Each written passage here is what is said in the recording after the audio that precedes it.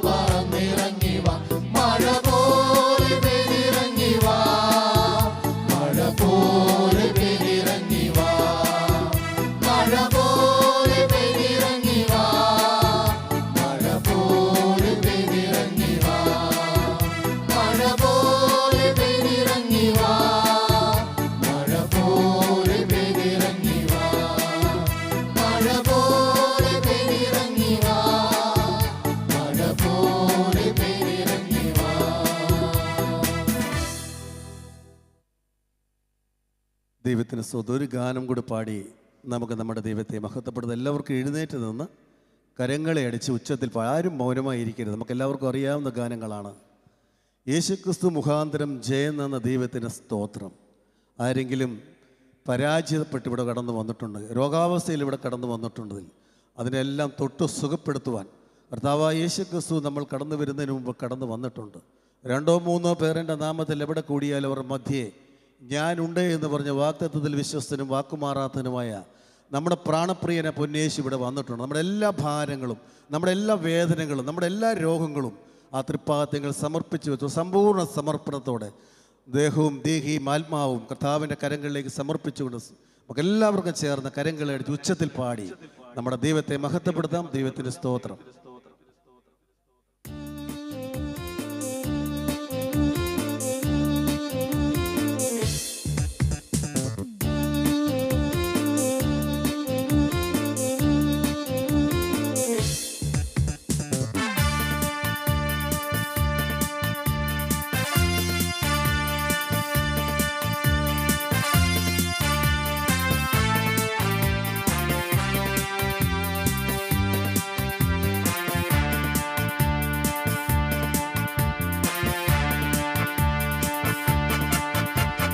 ജയാളി ഞാൻ ജയാളി, എന്നേശുവിൽ ഞാൻ ജയാളി. തളർന്നു ഞാൻ പിന്മാറില്ല, പിശാചു ജയിക്കില്ല. ജയാളി ഞാൻ ജയാളി, എന്നേശുവിൽ ഞാൻ ജയാളി. തളർന്നു ഞാൻ പിന്മാറില്ല, പിശാചു ജയിക്കില്ല. യേശുവിൻ നാമം ശക്തി, വിശുദ്ധിயின் അടിസ്ഥാനം. വിശ്വാസം എനിക്കെന്റെ പരിച, വചനമൻ കയ്യിലെ വാഴല്ലോ. യേശുവിൻ നാമം ശക്തി, വിശുദ്ധിயின் അടിസ്ഥാനം. വിശ്വാസം എനിക്കെന്റെ പരിച, വചനമൻ കയ്യിലെ വാഴല്ലോ.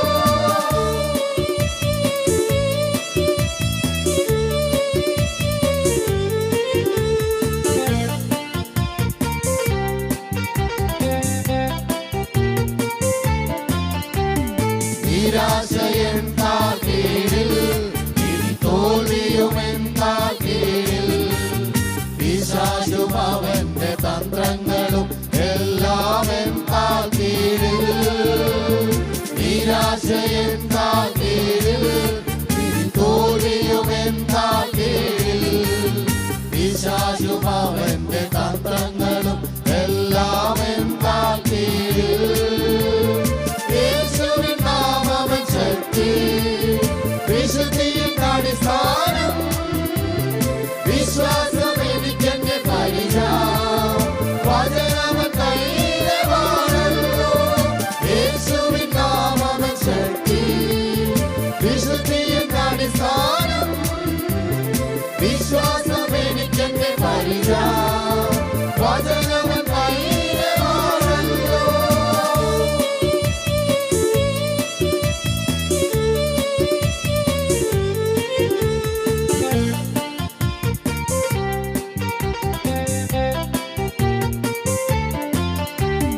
രോഗങ്ങളെൻ താക്കീഴിൽ, പ്രതിസന്ധികളെൻ താക്കീഴിൽ. പിശാചും അവന്റെ ആയുധവും എല്ലാം എൻ താക്കീഴിൽ. രോഗങ്ങളെൻ താക്കീഴിൽ, പ്രതിസന്ധികളെൻ താക്കീഴിൽ. പിശാചും അവന്റെ ആയുധവും എല്ലാം എൻ താക്കീഴിൽ. യേശുവിൻ നാമം ശക്തി, വിശുദ്ധിயின் അടിസ്ഥാനം. വിശ്വാസം എനിക്കെന്റെ പരിച, വചനമൻ കയ്യിലെ വാഴല്ലോ. യേശുവിൻ നാമം ശക്തി, വിശുദ്ധിயின் അടിസ്ഥാനം. വിശ്വാസം എനിക്കെന്റെ പരിച, വചനമൻ കയ്യിലെ വാഴല്ലോ.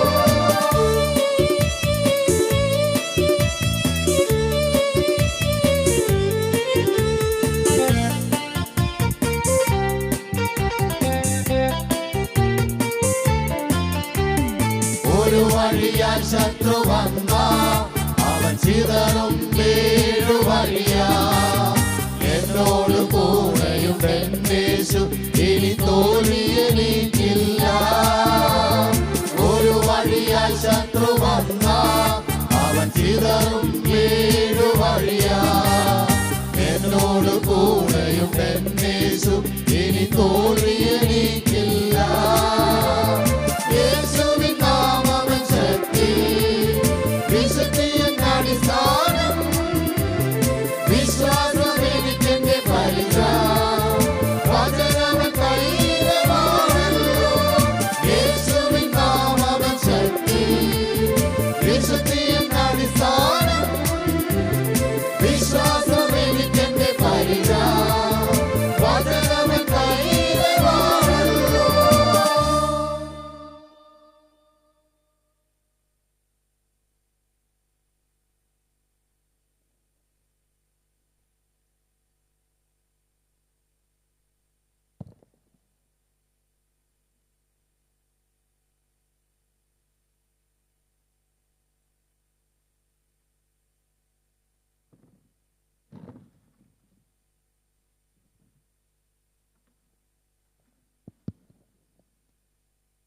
ഇന്നത്തെ വേദവായനയ്ക്കായിട്ട് റോണി ചെറിയാൻ സങ്കീർത്തനം 16.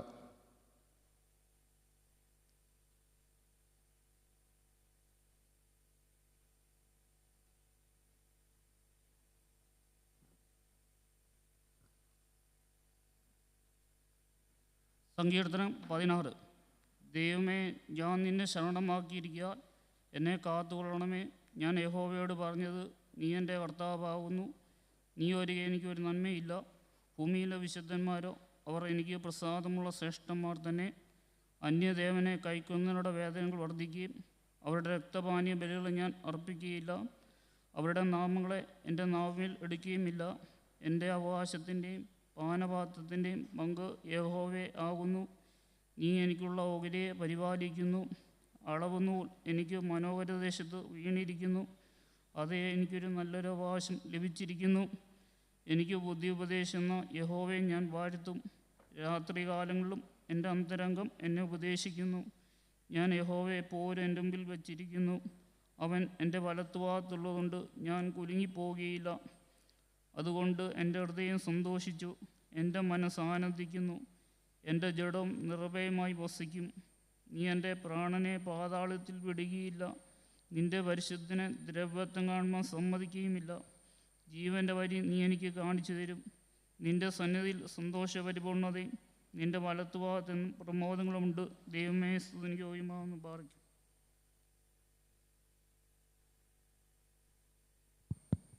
ഇന്നത്തെ പ്രാർത്ഥനയ്ക്കായിട്ട് യോഗത്തിൻ്റെ അനുഗ്രഹത്തിനായിട്ട് പ്രാർത്ഥിക്കുന്നത് ജെയിംസ് മങ്ങാട്ടയം.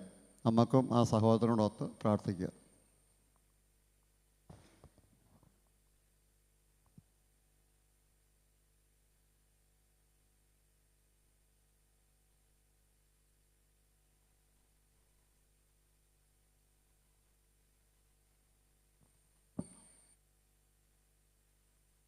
ഒരു നിമിഷം നമ്മുടെ തലകളെ വണക്കാം. ബാഹ്യമായ കണ്ണുകളെ അടയ്ക്കാം. ഹൃദയത്തിൻ്റെ കണ്ണ് നമ്മുടെ കർത്താവും രക്ഷകനുമായ യേശുവിൻ്റെ പൊന്നുമുഖത്തേക്ക് നോക്കാം. അവങ്കിലേക്ക് നോക്കിയവർ പ്രകാശിതരായി. അവരുടെ മുഖം ലജ്ജിക്കുവാൻ അവൻ അനുവദിച്ചില്ല. എളിയവർ നിലവിളിച്ചു, യഹോവ കേട്ടു. സകല കഷ്ടങ്ങളിൽ നിന്നും അവരെ വിടുവിച്ചു. Hallelujah, hallelujah, hallelujah. 32-ാം സങ്കീർത്തനം 1-ാം വാക്യം ഇങ്ങനെ പറയുന്നു: ലംഘനം ക്ഷമിച്ചും പാപം മറച്ചും കിട്ടിയ മനുഷ്യൻ ഭാഗ്യവാൻ. കർത്താവേ, ഇന്നിവിടെ വന്നിരിക്കുന്ന ഞങ്ങളുടെ എല്ലാവരുടെയും പാപങ്ങളെ ക്ഷമിച്ചു തരുവാൻ ഞങ്ങൾ ഒന്നിച്ച് കാൽവറി ക്രൂശിലേക്ക് നോക്കുന്നു. ഞങ്ങളുടെ കർത്താവിൻ്റെ പൊന്നുമുഖത്തേക്ക് ഞങ്ങൾ നോക്കുന്നു.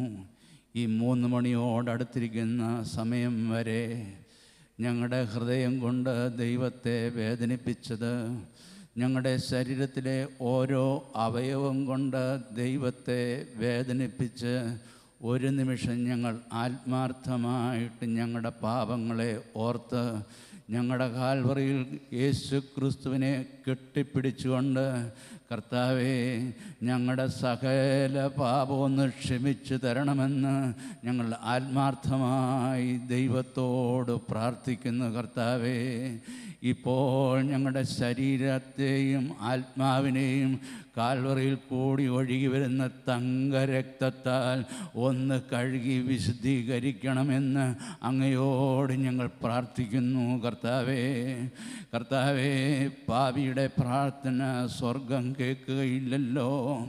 ദൈവമേ, ഇപ്പോൾ തന്നെ ഞങ്ങളുടെ സർവ്വ പാപങ്ങളെയും കാൽവറിയുടെ രക്തത്താൽ ഒന്ന് കഴുകണമെന്ന് ഞങ്ങൾ ഒന്നിച്ച് ഏകമനസ്സോടെ നിന്നോട് പ്രാർത്ഥിക്കുന്നു. കർത്താവേ, ഞങ്ങൾ നിന്നോട് പ്രാർത്ഥിക്കുന്നു. സർവശക്തനെ, ഇന്നത്തെ പ്രയറിൻ്റെ അനുഗ്രഹത്തിന് തടസ്സമായി ഞങ്ങളുടെ വ്യക്തി ജീവിതത്തിൽ എന്തെങ്കിലും പാപങ്ങളുണ്ടെങ്കിൽ ഇപ്പോൾ കർത്താവിൻ്റെ തങ്കരക്തം കൊണ്ട് കഴുകി കർത്താവെ, ഞങ്ങൾക്ക് ഇന്ന് ഈ പ്രയറിൽ സംബന്ധിക്കുവാൻ സ്വർഗമേ ഞങ്ങൾക്ക് ഇടയാക്കണം എന്ന് ഞങ്ങൾ നിന്നോട് പ്രാർത്ഥിക്കുന്നു. ആരുടെയും കുറവ് ഓർക്കരുതെന്ന് വീണ്ടും ഞങ്ങൾ നിന്നോട് പ്രാർത്ഥിക്കുന്നു. അപ്പാ, പിതാവേ എന്ന് വിളിക്കുവാനുള്ള പുത്രത്വത്തിൻ്റെ അവകാശത്തെ സ്വർഗം ഇന്ന് ഞങ്ങൾക്ക് പ്രധാനമായി ചെയ്യണമെന്ന് ഞങ്ങൾ നിന്നോട് പ്രാർത്ഥിക്കുന്നു. കർത്താവേ, ഞങ്ങളിലൂടെ വന്നിരിക്കുന്ന എല്ലാവരുടെയും പ്രതിസന്ധികൾക്കും ഹാലേലിയ രോഗങ്ങൾക്കും ദുഃഖങ്ങൾക്കും എല്ലാം ആശ്വാസപ്രദനായ യേശുവേ, ഇന്നിവിടെ ഇറങ്ങി വരണമെന്ന് ഞങ്ങൾ നിന്നോട് പ്രാർത്ഥിക്കുന്നു. മകനെ കരയണ്ട എന്നൊരു ശബ്ദം സ്വർഗത്തിലെ ദൈവം ഇന്ന് കരയുന്നവരുടെ കണ്ണുനീര് കണ്ടുകൊണ്ട് പറയുന്ന ഒരു ദിവസമാക്കി സമയമാക്കി തീർക്കണം എന്ന് ഞങ്ങൾ നിന്നോട് പ്രാർത്ഥിക്കുന്നു. ഞങ്ങളുടെ എല്ലാവരുടെയും സങ്കടങ്ങളെ ഒപ്പുവാൻ ഞങ്ങളുടെ കർത്താവായ യേശുക്രിസ്തുവിനല്ലാതെ വേറെ ഭൂമിയിൽ ആർക്കും കഴിയില്ലെന്ന് വിശ്വസിച്ചുകൊണ്ട് ഞങ്ങൾ പ്രാർത്ഥിക്കുന്നു. കർത്താവേ, ഹല്ലേലൂയ, ഹല്ലേലൂയ. മകളെ കരയണ്ടെന്നുള്ളൊരു ശബ്ദം ഇന്ന് ഞങ്ങളെ കേൾപ്പിച്ച് ഇന്ന് ഞങ്ങൾ വന്നതുപോലെയല്ല മടങ്ങിപ്പോകുന്നത്. ഹല്ലേലൂയ. അനുഗ്രഹത്തോടെ സമാധാനത്തോടെ ഇന്ന് കടന്നു പോകുവാൻ, ഇന്ന് പ്രതിസന്ധികളിൽ കടന്നു വന്നവർ, ഇന്ന് പ്രതിസന്ധികൾക്ക് ഒരു കർത്താവെ പരിഹാരം വരുത്തുന്ന ഒരു കർത്താവിനെ എനിക്ക് യഥാർത്ഥമായി അനുഭവിക്കാൻ കഴിഞ്ഞു എന്നുള്ള ആ സമാധാനത്തോടെ ഇന്ന് ഇവിടെ നിന്ന് മടങ്ങിപ്പോകുവാൻ എല്ലാവർക്കും നീ ഭാഗ്യം കൊടുക്കണമെന്ന് ഞങ്ങൾ നിന്നോട് പ്രാർത്ഥിക്കുന്നു. അതുപോലെ കർത്താവെ, പാടുന്ന മക്കളെ തൃക്കരങ്ങളിൽ ഏൽപ്പിക്കുന്നു, സാക്ഷ്യം പറയുന്നവരെ തൃക്കരങ്ങളിൽ ഏൽപ്പിക്കുന്നു. കർത്താവെ, എല്ലാം ആത്മാവിൻ്റെ ശുശ്രൂഷയായി തീരുവാൻ സ്വർഗം സഹായിക്കണമെന്ന് ഞങ്ങൾ നിന്നോട് പ്രാർത്ഥിക്കുന്നു. ഇന്ന് വചനമായി വന്നിരിക്കുന്ന നിൻ്റെ മക്കളെ തൃക്കരങ്ങളിൽ ഏൽപ്പിക്കുന്നു. കർത്താവെ, സ്വർഗത്തിൻ്റെ ആലോചന മാറ്റമില്ലാതെ ഞങ്ങളോട് പറയുവാൻ ഹല്ലേലൂയ, ഹല്ലേലൂയ, ഇന്ന് പരിശുദ്ധാത്മാവ് അധികാരപ്പെടുത്തി നിർത്തണമെന്ന് ഞങ്ങൾ നിന്നോട് ഒന്നിച്ച് പ്രാർത്ഥിക്കുന്നു. കർത്താവെ, ഇന്നത്തെ പ്രയറിനെ സമൂലം തൃക്കരങ്ങളിൽ ഏൽപ്പിക്കുന്നു. എല്ലാ നന്മകളാലും ഞങ്ങളെ നിറയ്ക്കണം. മാനവും മഹത്വം അങ്ങേക്ക് മാത്രം. യേശു കർത്താവിൻ്റെ അൻപുള്ള നാമത്തിൽ താഴ്മയായി യാചിക്കുന്നു. കൃപയോടെ കേൾക്കണം പിതാവേ. ആമീൻ. നമുക്കൊരു സാക്ഷ്യം കേൾക്കാം. സാക്ഷ്യം പറയുന്നത് ജോഷി ഫിലിപ്പ്, പരുത്തുംപാറ.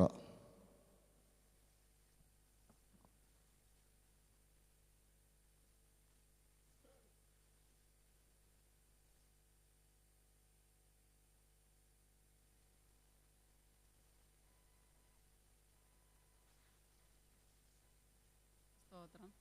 ഒരു പ്രാവശ്യം കൂടി എൻ്റെ യേശുവിൻ്റെ സാക്ഷിയായി നിങ്ങളുടെ എല്ലാവരുടെയും മുൻപിൽ എഴുന്നേൽപ്പിച്ച എൻ്റെ ദൈവത്തിനെ ഞാൻ നന്ദി നിറഞ്ഞ ഹൃദയത്തോടെ സ്തുതിക്കുന്നു.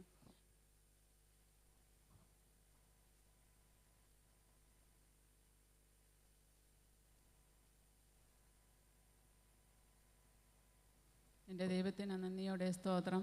വളരെ ചെറുപ്രായത്തിൽ എനിക്ക് ഈ കൂട്ടായ്മയിൽ കടന്നു വരുവാൻ എൻ്റെ ദൈവം എനിക്ക് ഭാഗ്യം തന്നു. മാതാപിതാക്കളുടെ കൈപിടിച്ച് ഏറെ തല കുമ്പിട്ടവളായി, സമാധാനമില്ലാത്തവരായി, സ്വസ്ഥതയില്ലാത്തവരായി എങ്ങനെ മുൻപോട്ട് ജീവിക്കണമെന്ന് വളരെ വശം കെട്ട് നിന്നതായ സാഹചര്യത്തിൽ മാതാപിതാക്കളോടുകൂടി കടന്നു വന്നത് വളരെ അനുഗ്രഹമായി പോയി.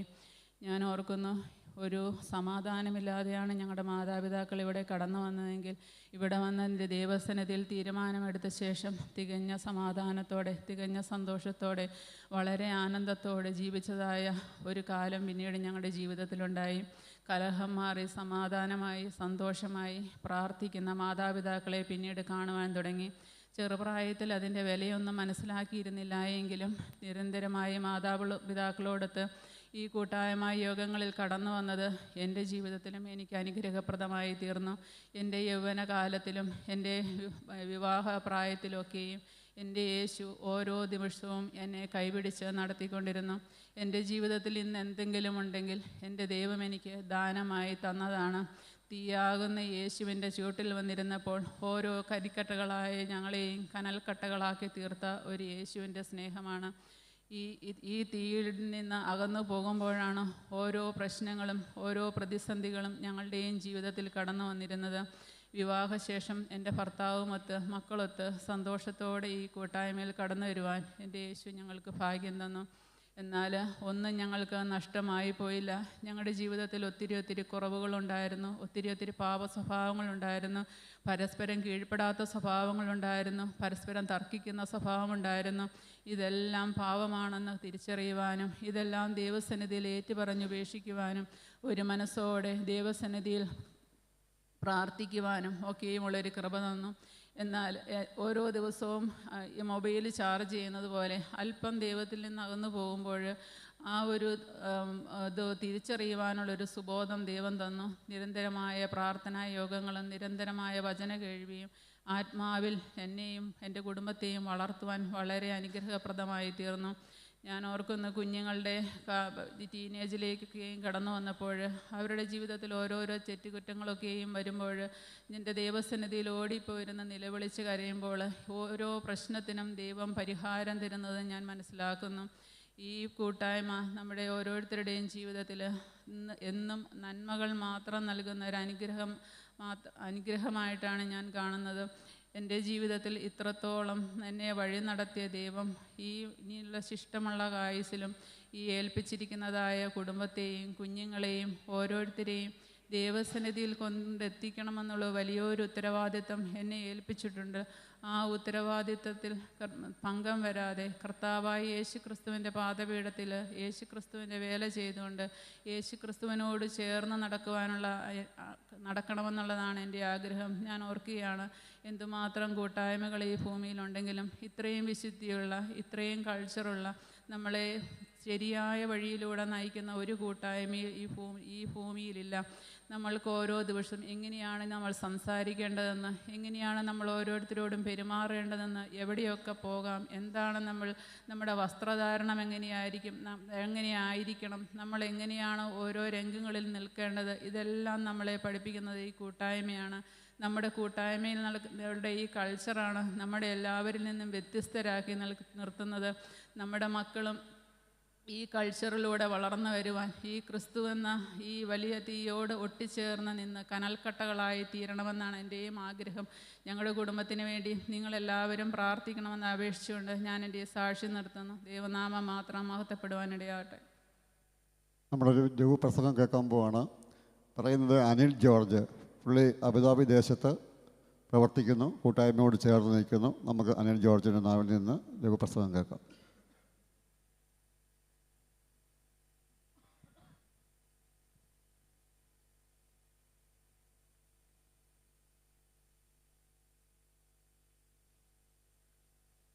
ദൈവതിരുനാമത്തിന് മഹത്വം ഉണ്ടാകട്ടെ.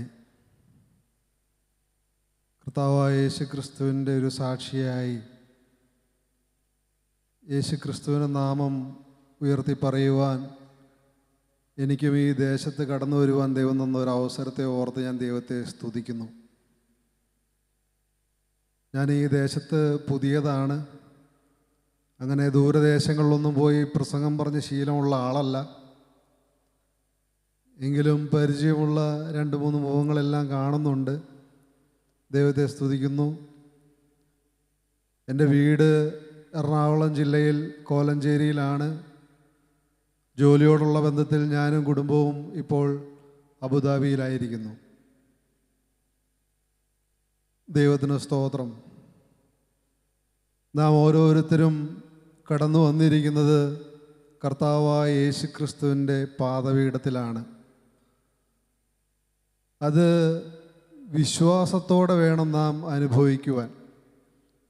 ഒരു കേൾവി മാത്രം പോരാ, ഒരു അറിവ് കൊണ്ട് നേടിയാൽ പോരാ, അതിനെല്ലാം ഉപരിയായി ക്രിസ്തുവിൻ്റെ വചനം പറയുന്നത് പോലെ 2 3 പേർ എൻ്റെ നാമത്തിൽ എവിടെ കൂടിയാലും ഞാൻ നിങ്ങളുടെ മധ്യത്തിലുണ്ട് എന്നുള്ള വാഗ്ദത്ത വചനം. നാം ഇത്രയും പേര് ഈ ഹാളിൽ കൂടിയിരിക്കുന്നു. നാം പരിപൂർണമായും വിശ്വസിക്കണം യേശുക്രിസ്തു ഇവിടെയുണ്ട് എന്ന്. ഈ കൂടിയിരിക്കുന്നത് കേവലം ഒരു ചടങ്ങായിട്ടോ ഒരു യോഗമായിട്ടോ ഒന്നുമല്ല. അതിനെല്ലാം അപ്പുറമായി നമ്മെ ഓരോരുത്തരെയും സ്നേഹിക്കുകയും നമ്മെ ഓരോരുത്തരെയും വാത്സല്യത്തോടെ നോക്കുകയും കരുതുവാൻ നമ്മെ ഓരോരുത്തരെയും കൈനീട്ടി അനുഗ്രഹിക്കുവാൻ കടന്നു വന്നിരിക്കുന്ന ഒരു ജീവനുള്ള ദൈവം. ആ യേശുക്രിസ്തുവിൻ്റെ മുമ്പാകെ ഹൃദയം പകരുവാൻ നാം എത്ര പേർ വെമ്പൽ കൊള്ളുന്നുണ്ട്? ആ യേശുക്രിസ്തു ജീവനുള്ള ദൈവമാണ് എങ്കിൽ, ആ യേശുക്രിസ്തുവിൽ പരിപൂർണമായും വിശ്വസിക്കുന്നുണ്ട് എങ്കിൽ, ആ യേശുവിൻ്റെ കരങ്ങളിലേക്ക് ഹൃദയം പരിപൂർണമായും യാതൊരു വ്യവസ്ഥയും കൂടാതെ കൈമാറുവാൻ ആഗ്രഹിച്ച ആരെല്ലാം കടന്നു വന്നിട്ടുണ്ട്? പ്രിയമുള്ളവരെ, അങ്ങനെയുള്ളവരുടെ ജീവിതത്തിലാണ് ദൈവവചനം പ്രവർത്തിക്കുന്നത്. ആവശ്യക്കാരായി ആഗ്രഹത്തോടെ എൻ്റെ യേശുക്രിസ്തുവിനെ എനിക്ക് അറിയണം, എനിക്ക് രുചിച്ചറിയണമെന്നുള്ള ആഗ്രഹത്തോടെ ചേർന്നിരിക്കുന്നവരുടെ ഹൃദയത്തോടാണ് ദൈവവചനം സംസാരിക്കുന്നത്. എനിക്കറിയാം, എന്നേക്കാൾ പ്രായം കൂടിയ ഒരുപാട് ബഹുമാനപ്പെട്ടവർ താഴെയുണ്ട്. എന്നേക്കാൾ കൂടുതൽ വചനം കേട്ട് അറിവുള്ളവരും ജ്ഞാനമുള്ളവരും ധാരാളം പേർ നിങ്ങളുടെ മധ്യത്തിലുണ്ട്. എന്നാൽ നമ്മുടെ പ്രായമോ അറിവോ പ്രായമോ ഒന്നുമല്ല ക്രിസ്തുവിൻ്റെ വചനം കടന്നു വരുവാൻ മാനദണ്ഡമായിട്ടുള്ളത്. നമ്മുടെ ഒരു നിസ്സാരമായ ഒന്നും അറിവില്ലായ്മയിൽ നിന്നുള്ള ഒരു എളിമയിൽ നിന്നുള്ള ക്രിസ്തുവിൻ്റെ മുഖത്തേക്കൊന്ന് നോക്കാൻ തയ്യാറായാൽ ക്രിസ്തുവിൻ്റെ സ്നേഹം കടന്നു വരും. അതൊരു വെറും വാക്ക് പറഞ്ഞതല്ല പ്രിയമുള്ളവരെ. ഞാൻ എത്രയോ കുറവുള്ള മനുഷ്യനാണ്. എന്നാൽ എൻ്റെ നല്ല യൗവനപ്രായത്തിൽ ക്രിസ്തുവിൻ്റെ വചനത്തിൻ്റെ മുമ്പായി കടന്നുവെന്ന് ഞാൻ ഇത്രയേ ഉള്ളൂ, വാടിപ്പോകുന്ന മനുഷ്യനാണ് എന്ന് ഞാൻ ഹൃദയം തുറന്ന് പ്രാർത്ഥിച്ചപ്പോഴെല്ലാം അവൻ്റെ സാന്നിധ്യം ലഭിച്ച് സമാധാനത്തോടെ എഴുന്നേറ്റ് പോയ അവസരങ്ങൾ. ഞാനത് എടുത്തു പറഞ്ഞത്, നാം ആരും അലക്ഷ്യമായി ഇരിക്കരുത്. അവിടെ ഇവിടെയും ശ്രദ്ധിച്ചല്ല ഇരിക്കേണ്ടത്. നമ്മുടെ ഹൃദയം പരിപൂർണമായും ക്രിസ്തു കേന്ദ്രീകൃതമായി ഇരുന്നാൽ നമുക്ക് ഓരോരുത്തർക്കും വേണ്ട വ്യക്തിപരമായ ദൂത് പകരുവാൻ കർത്താവായ യേശുക്രിസ്തു സർവശക്തനാണ്. കാരണം നമ്മെ ഓരോരുത്തരെയും സ്നേഹിക്കുന്ന ജീവനുള്ള ദൈവമാണ്. നമ്മെ ഓരോരുത്തരെയും നിത്യതയിലേക്ക് സ്വീകരിക്കുവാൻ ഒരുക്കുന്ന ജീവനുള്ള ദൈവത്തിൻ്റെ വചനമാണ് നാം കേൾക്കുന്നത്. ഒരുക്കം. കേവലം നമുക്ക് ഈ ഭൂമിയിലെ അനുഗ്രഹങ്ങൾ മതിയോ? ഞാൻ അങ്ങനെയെല്ലാം ധരിച്ചിരുന്നൊരു വ്യക്തിയാണ്. എനിക്ക് ഈ ഭൂമിയിൽ ജീവിക്കുന്ന കാലം എനിക്കൊരു നല്ലൊരു ജോലി വേണം, ഒരു കുടുംബജീവിതം വേണം, ഒരു മനുഷ്യരുടെ മുമ്പിൽ മാനവും മഹത്വവും എല്ലാം ലഭിക്കണം, എവിടെയും തലം കുമ്പിട്ട് നിൽക്കാൻ ഇടവരരുത്. അങ്ങനെയെല്ലാമുള്ള നിസ്സാരമായ അനുഗ്രഹങ്ങൾക്ക് വേണ്ടി ചിന്തിച്ചിരുന്നൊരു കാലം എനിക്കുണ്ട്.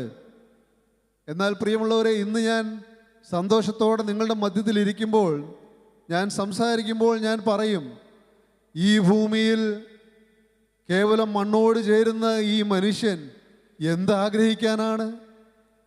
നിത്യതയിൽ സ്വർഗരാജ്യത്തിൽ എത്തിച്ചേരണമെന്നുള്ളതിൽ കുറവുള്ളതായി എന്ത് അനുഗ്രഹമാണ് ഞാൻ ചോദിക്കേണ്ടത്? പ്രിയമുള്ളവരെ, ഈ ഭൂമിയിൽ ഒരു അനുഗ്രഹമല്ല കർത്താവായ യേശുക്രിസ്തുവിൻ്റെ സന്നിധിയിൽ കടന്നു വരുമ്പോൾ നാം ചോദിക്കേണ്ടത്. തീർച്ചയായും നമ്മുടെ കഷ്ടതകൾ പറയാം, നമ്മുടെ ഭാരങ്ങളും ആകുലങ്ങളും എല്ലാം പറയാം. കർത്താവ് ശ്രദ്ധ വച്ച് കേൾക്കും. എന്നാൽ അതിൽ തീരരുത്. നമ്മുടെ ലക്ഷ്യം കർത്താവായ യേശുക്രിസ്തുവിനെ ഇവിടെ വിളിച്ചപേക്ഷിക്കുന്നു. ആ യേശുവിനെ ഒരു നാൾ മുഖാമുഖം കാണണമെന്നുള്ള ആഗ്രഹവും ആ നീണ്ട വിശ്വാസവുമായിരിക്കണം നമ്മളെ നയിക്കേണ്ടത്. പ്രാർത്ഥനാ യോഗങ്ങളിൽ കടന്നു വരുമ്പോൾ എനിക്കറിയാം, നിങ്ങളിൽ അനേകർ ദൂരെ യാത്ര ചെയ്ത് കോലഞ്ചേരിയിൽ കടന്നു വന്ന് യോഗം കേൾക്കുന്നവരാണ്. നാം എന്തിനാണ് കടന്നു വരുന്നത്? കർത്താവായ യേശുക്രിസ്തുവിൻ്റെ സന്നിധിയിലേക്ക് എടുക്കപ്പെടുവാൻ തക്കവണ്ണം രൂപാന്തരമുള്ളൊരു ഹൃദയം നമുക്ക് വേണം. ഒരു പക്വതയുള്ള ഒരു ആത്മാവ്, നിത്യരക്ഷ അനുഭവിച്ചൊരു ആത്മാവ് നമുക്ക് ഓരോരുത്തർക്കും വേണം. അത് ഏതെങ്കിലും ഒരു ദൈവവൈതൽ പ്രാർത്ഥിച്ചാൽ ലഭിക്കുന്നതല്ല. ഒരു യോഗം കേട്ടു അതിൻ്റെ ഒരു തൃപ്തിയിൽ എഴുന്നേറ്റ് പോയാൽ ലഭിക്കുന്നതല്ല. നാം ഓരോരുത്തരും ക്രിസ്തുവിൻ്റെ സന്നിധിയിൽ ആവശ്യക്കാരായി ചോദിക്കണം, കർത്താവേ, എൻ്റെ ജീവിതത്തിൽ നിൻ്റെ അനുഗ്രഹം നേടുവാൻ തടസ്സമായിട്ടുള്ള പ്രകൃതങ്ങൾ എന്തെല്ലാമാണ്? ഇഷ്ടക്കുറവുകളാണോ? പരിഭവങ്ങളാണോ? പരാതികളാണോ? നീരസങ്ങളാണോ? കയ്പാണോ? വിദ്വേഷമാണോ? ഓരോന്നും ചെകഞ്ഞ് നാം ചിന്തിക്കണം പ്രിയമുള്ളവരെ. ഒരുപക്ഷെ നമുക്ക് തോന്നും മദ്യപാനം മൂലമാണ് ഞാൻ നശിച്ചു പോകുന്നത്. ശരിയാണ്, മദ്യപാനം നാശത്തിലേക്ക് നയിക്കും. സദൃശവാക്യത്തിൽ ജ്ഞാനിയായ ശലോമോൻ പറയും, മദ്യപാനി തെണ്ടി തിന്നേണ്ടി വരുമെന്ന്, യാചനയോടെ ജീവിക്കേണ്ടി വരുമെന്ന്, എല്ലാം നഷ്ടപ്പെട്ടവനായി ജീവിക്കേണ്ടി വരുമെന്ന്. അതുകൊണ്ട് മദ്യപാനം ഉപേക്ഷിക്കേണ്ട പാപം തന്നെയാണ്. എന്നാൽ അതിലെത്രയോ ഭയങ്കരമാണ് നമ്മുടെ ഉള്ളിലുള്ള ഈർഷ്യയും കയ്പും വിരോധമുള്ള പ്രകൃതമെല്ലാം. നമ്മുടെ കടുത്ത ഹൃദയം, ഞാൻ എന്തെല്ലോ ആണ് എന്നുള്ള ചിന്തകൾ നിങ്ങൾക്ക് മനസ്സിലാകുന്നുണ്ടോ? ഞാൻ എന്തെല്ലോ ആണ് എന്നുള്ള ചിന്തകൾ, ഞാനെന്ന ഭാവം, അഹങ്കാരം, ഇതെല്ലാം മരിച്ചേ പറ്റൂ.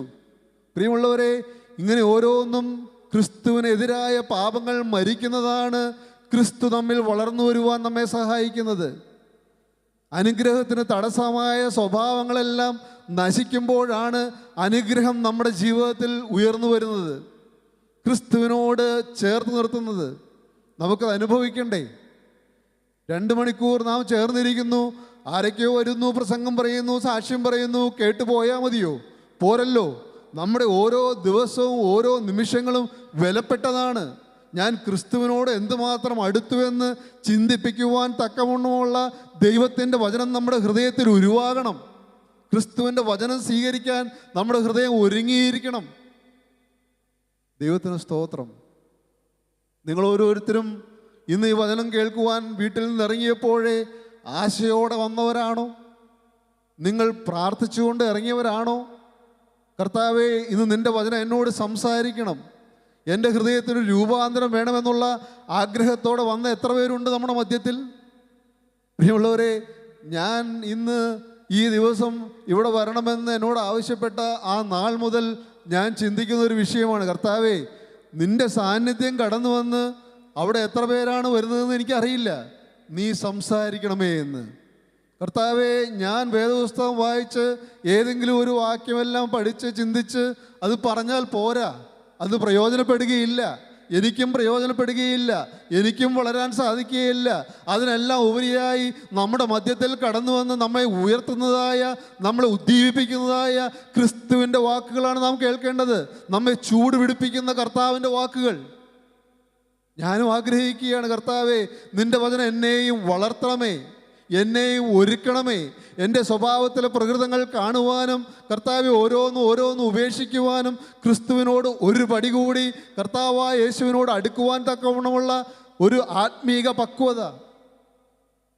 ദൈവത്തിന് സ്തോത്രം. നമ്മുടെ ഒരേ ഒരു ആവശ്യം ഒന്നേ ഉള്ളൂ, ഈ ഭൂമിയിൽ നിന്ന് എന്നോ ഒരു നാൾ മാറ്റപ്പെടും. ആയുസ് തികച്ചാണോ അറിയില്ല, മധ്യവയസ്സോടെയാണോ അറിയില്ല. ഇന്ന് വചനം പറയാൻ ഞാൻ എഴുന്നേറ്റ് നിൽക്കുന്നു, ഞാനും ബഹുമാനപ്പെട്ട അഡ്വക്കേറ്റ് ജോളി സാറും തിരിച്ച് ഞങ്ങൾ വീട്ടിലെത്തുമോ അറിയില്ല, ഒന്നും അറിയില്ല, അടുത്ത നിമിഷം എന്താണെന്ന് അറിയില്ല. എന്നാൽ ഒന്നറിയണം, ഈ ഭൂമിയിൽ നിന്ന് എപ്പോൾ മാറ്റപ്പെട്ടാലും കർത്താവായ യേശു ക്രിസ്തുവിൻ്റെ സന്നിധിയിൽ എടുക്കപ്പെടുവാൻ തക്കവണ്ണം ക്രിസ്തു നിറഞ്ഞൊരു ഹൃദയമുള്ളവനായി തീരണം, ക്രിസ്തുവിനെ അനുഭവിക്കുന്ന ഒരു വ്യക്തിയായി തീരണം. എൻ്റെ യേശു ക്രിസ്തുവിൻ്റെ സന്നിധിയിൽ പരിപൂർണമായി താഴ്മയുള്ളൊരു വ്യക്തിത്വമായി തീരണം. അത് മാത്രമേ കർത്താവ് നമ്മെക്കുറിച്ച് ആഗ്രഹിക്കുന്നുള്ളൂ. അതിലപ്പുറമായി ഒന്നും ആഗ്രഹിക്കുന്നില്ല. നമ്മുടെ പോക്കറ്റിലുള്ള പൈസ ജീവനുള്ള ദൈവത്തിന് വേണമോ? നമ്മുടെ സമ്പത്തോ ആരോഗ്യമോ നമ്മുടെ ജോലിയോ അതിൽ നിന്ന് നേടുന്നതോ എന്തെങ്കിലും കർത്താവായ യേശു ക്രിസ്തു ആഗ്രഹിക്കുന്നുണ്ടോ? ഇല്ല പ്രിയമുള്ളവരെ. ഒരു താഴ്ന്ന, ഒരു സമാധാനമുള്ള, ക്രിസ്തുവിന് ഇടം കൊടുക്കുന്ന ഒരു ഹൃദയം മാത്രം. അങ്ങനെയുള്ള ഹൃദയമുള്ള വ്യക്തികൾക്ക് ഈ ഭൂമിയിൽ സമാധാനമുണ്ട്, ഈ ഭൂമിയിൽ സന്തോഷമുണ്ട്, ഈ ഭൂമിയിൽ ഐശ്വര്യമുണ്ട്. പുറമേയുള്ളതല്ല, ആത്മീകമായ സമ്പത്ത്, ആത്മീകമായ സന്തോഷം, ആത്മീകമായ ഐശ്വര്യം, കുടുംബത്തിൽ സന്തോഷം. ഇന്ന് നമ്മുടെ ഈ ലോകം ഒട്ടാകെ നോക്കിയാലും സന്തോഷമില്ലാത്ത കാലങ്ങളല്ലേ? ഒരു ന്യൂ ജനറേഷനിലേക്ക് നോക്കിയാൽ കുടുംബത്തിൽ വല്ല സന്തോഷമുണ്ടോ? ഒരു കൂറിണക്കമുള്ള കുടുംബങ്ങളാണോ?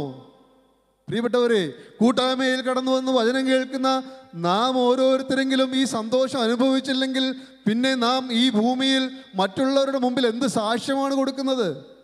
ഇന്ന് ഞാൻ എഴുന്നേറ്റ് നിൽക്കുന്നു, ഞാൻ വചനം പറയുന്നു. എൻ്റെ ഭാര്യയോട് ചോദിച്ചാൽ അവൾ ഒരു സാക്ഷ്യമുള്ള ജീവിതം നയിക്കുന്ന കുടുംബജീവിതമാണ് എന്ന് പറഞ്ഞില്ലെങ്കിൽ പിന്നെ എൻ്റെ സാക്ഷ്യം വ്യർത്ഥമല്ലേ? നാം മറ്റുള്ളവരുടെ മുമ്പിൽ സാക്ഷ്യമാകുന്നുണ്ടോ? നമ്മുടെ കുടുംബത്തിൽ സാക്ഷികളാണോ? കുടുംബത്തിൽ ഐശ്വര്യമുണ്ടോ? കൂറിണക്കമുണ്ടോ? ഒരു മനസ്സുണ്ടോ? ദൈവത്തിന് സ്തോത്രം. ഈ ഒരു മനസ്സെല്ലാം പറയുമ്പോൾ വർഷങ്ങൾക്ക് മുമ്പ് യോഹന്നാൻ സാറെല്ലാം പറഞ്ഞു കേട്ട പ്രസംഗങ്ങളിലേക്ക് എൻ്റെ ഹൃദയം പോവും.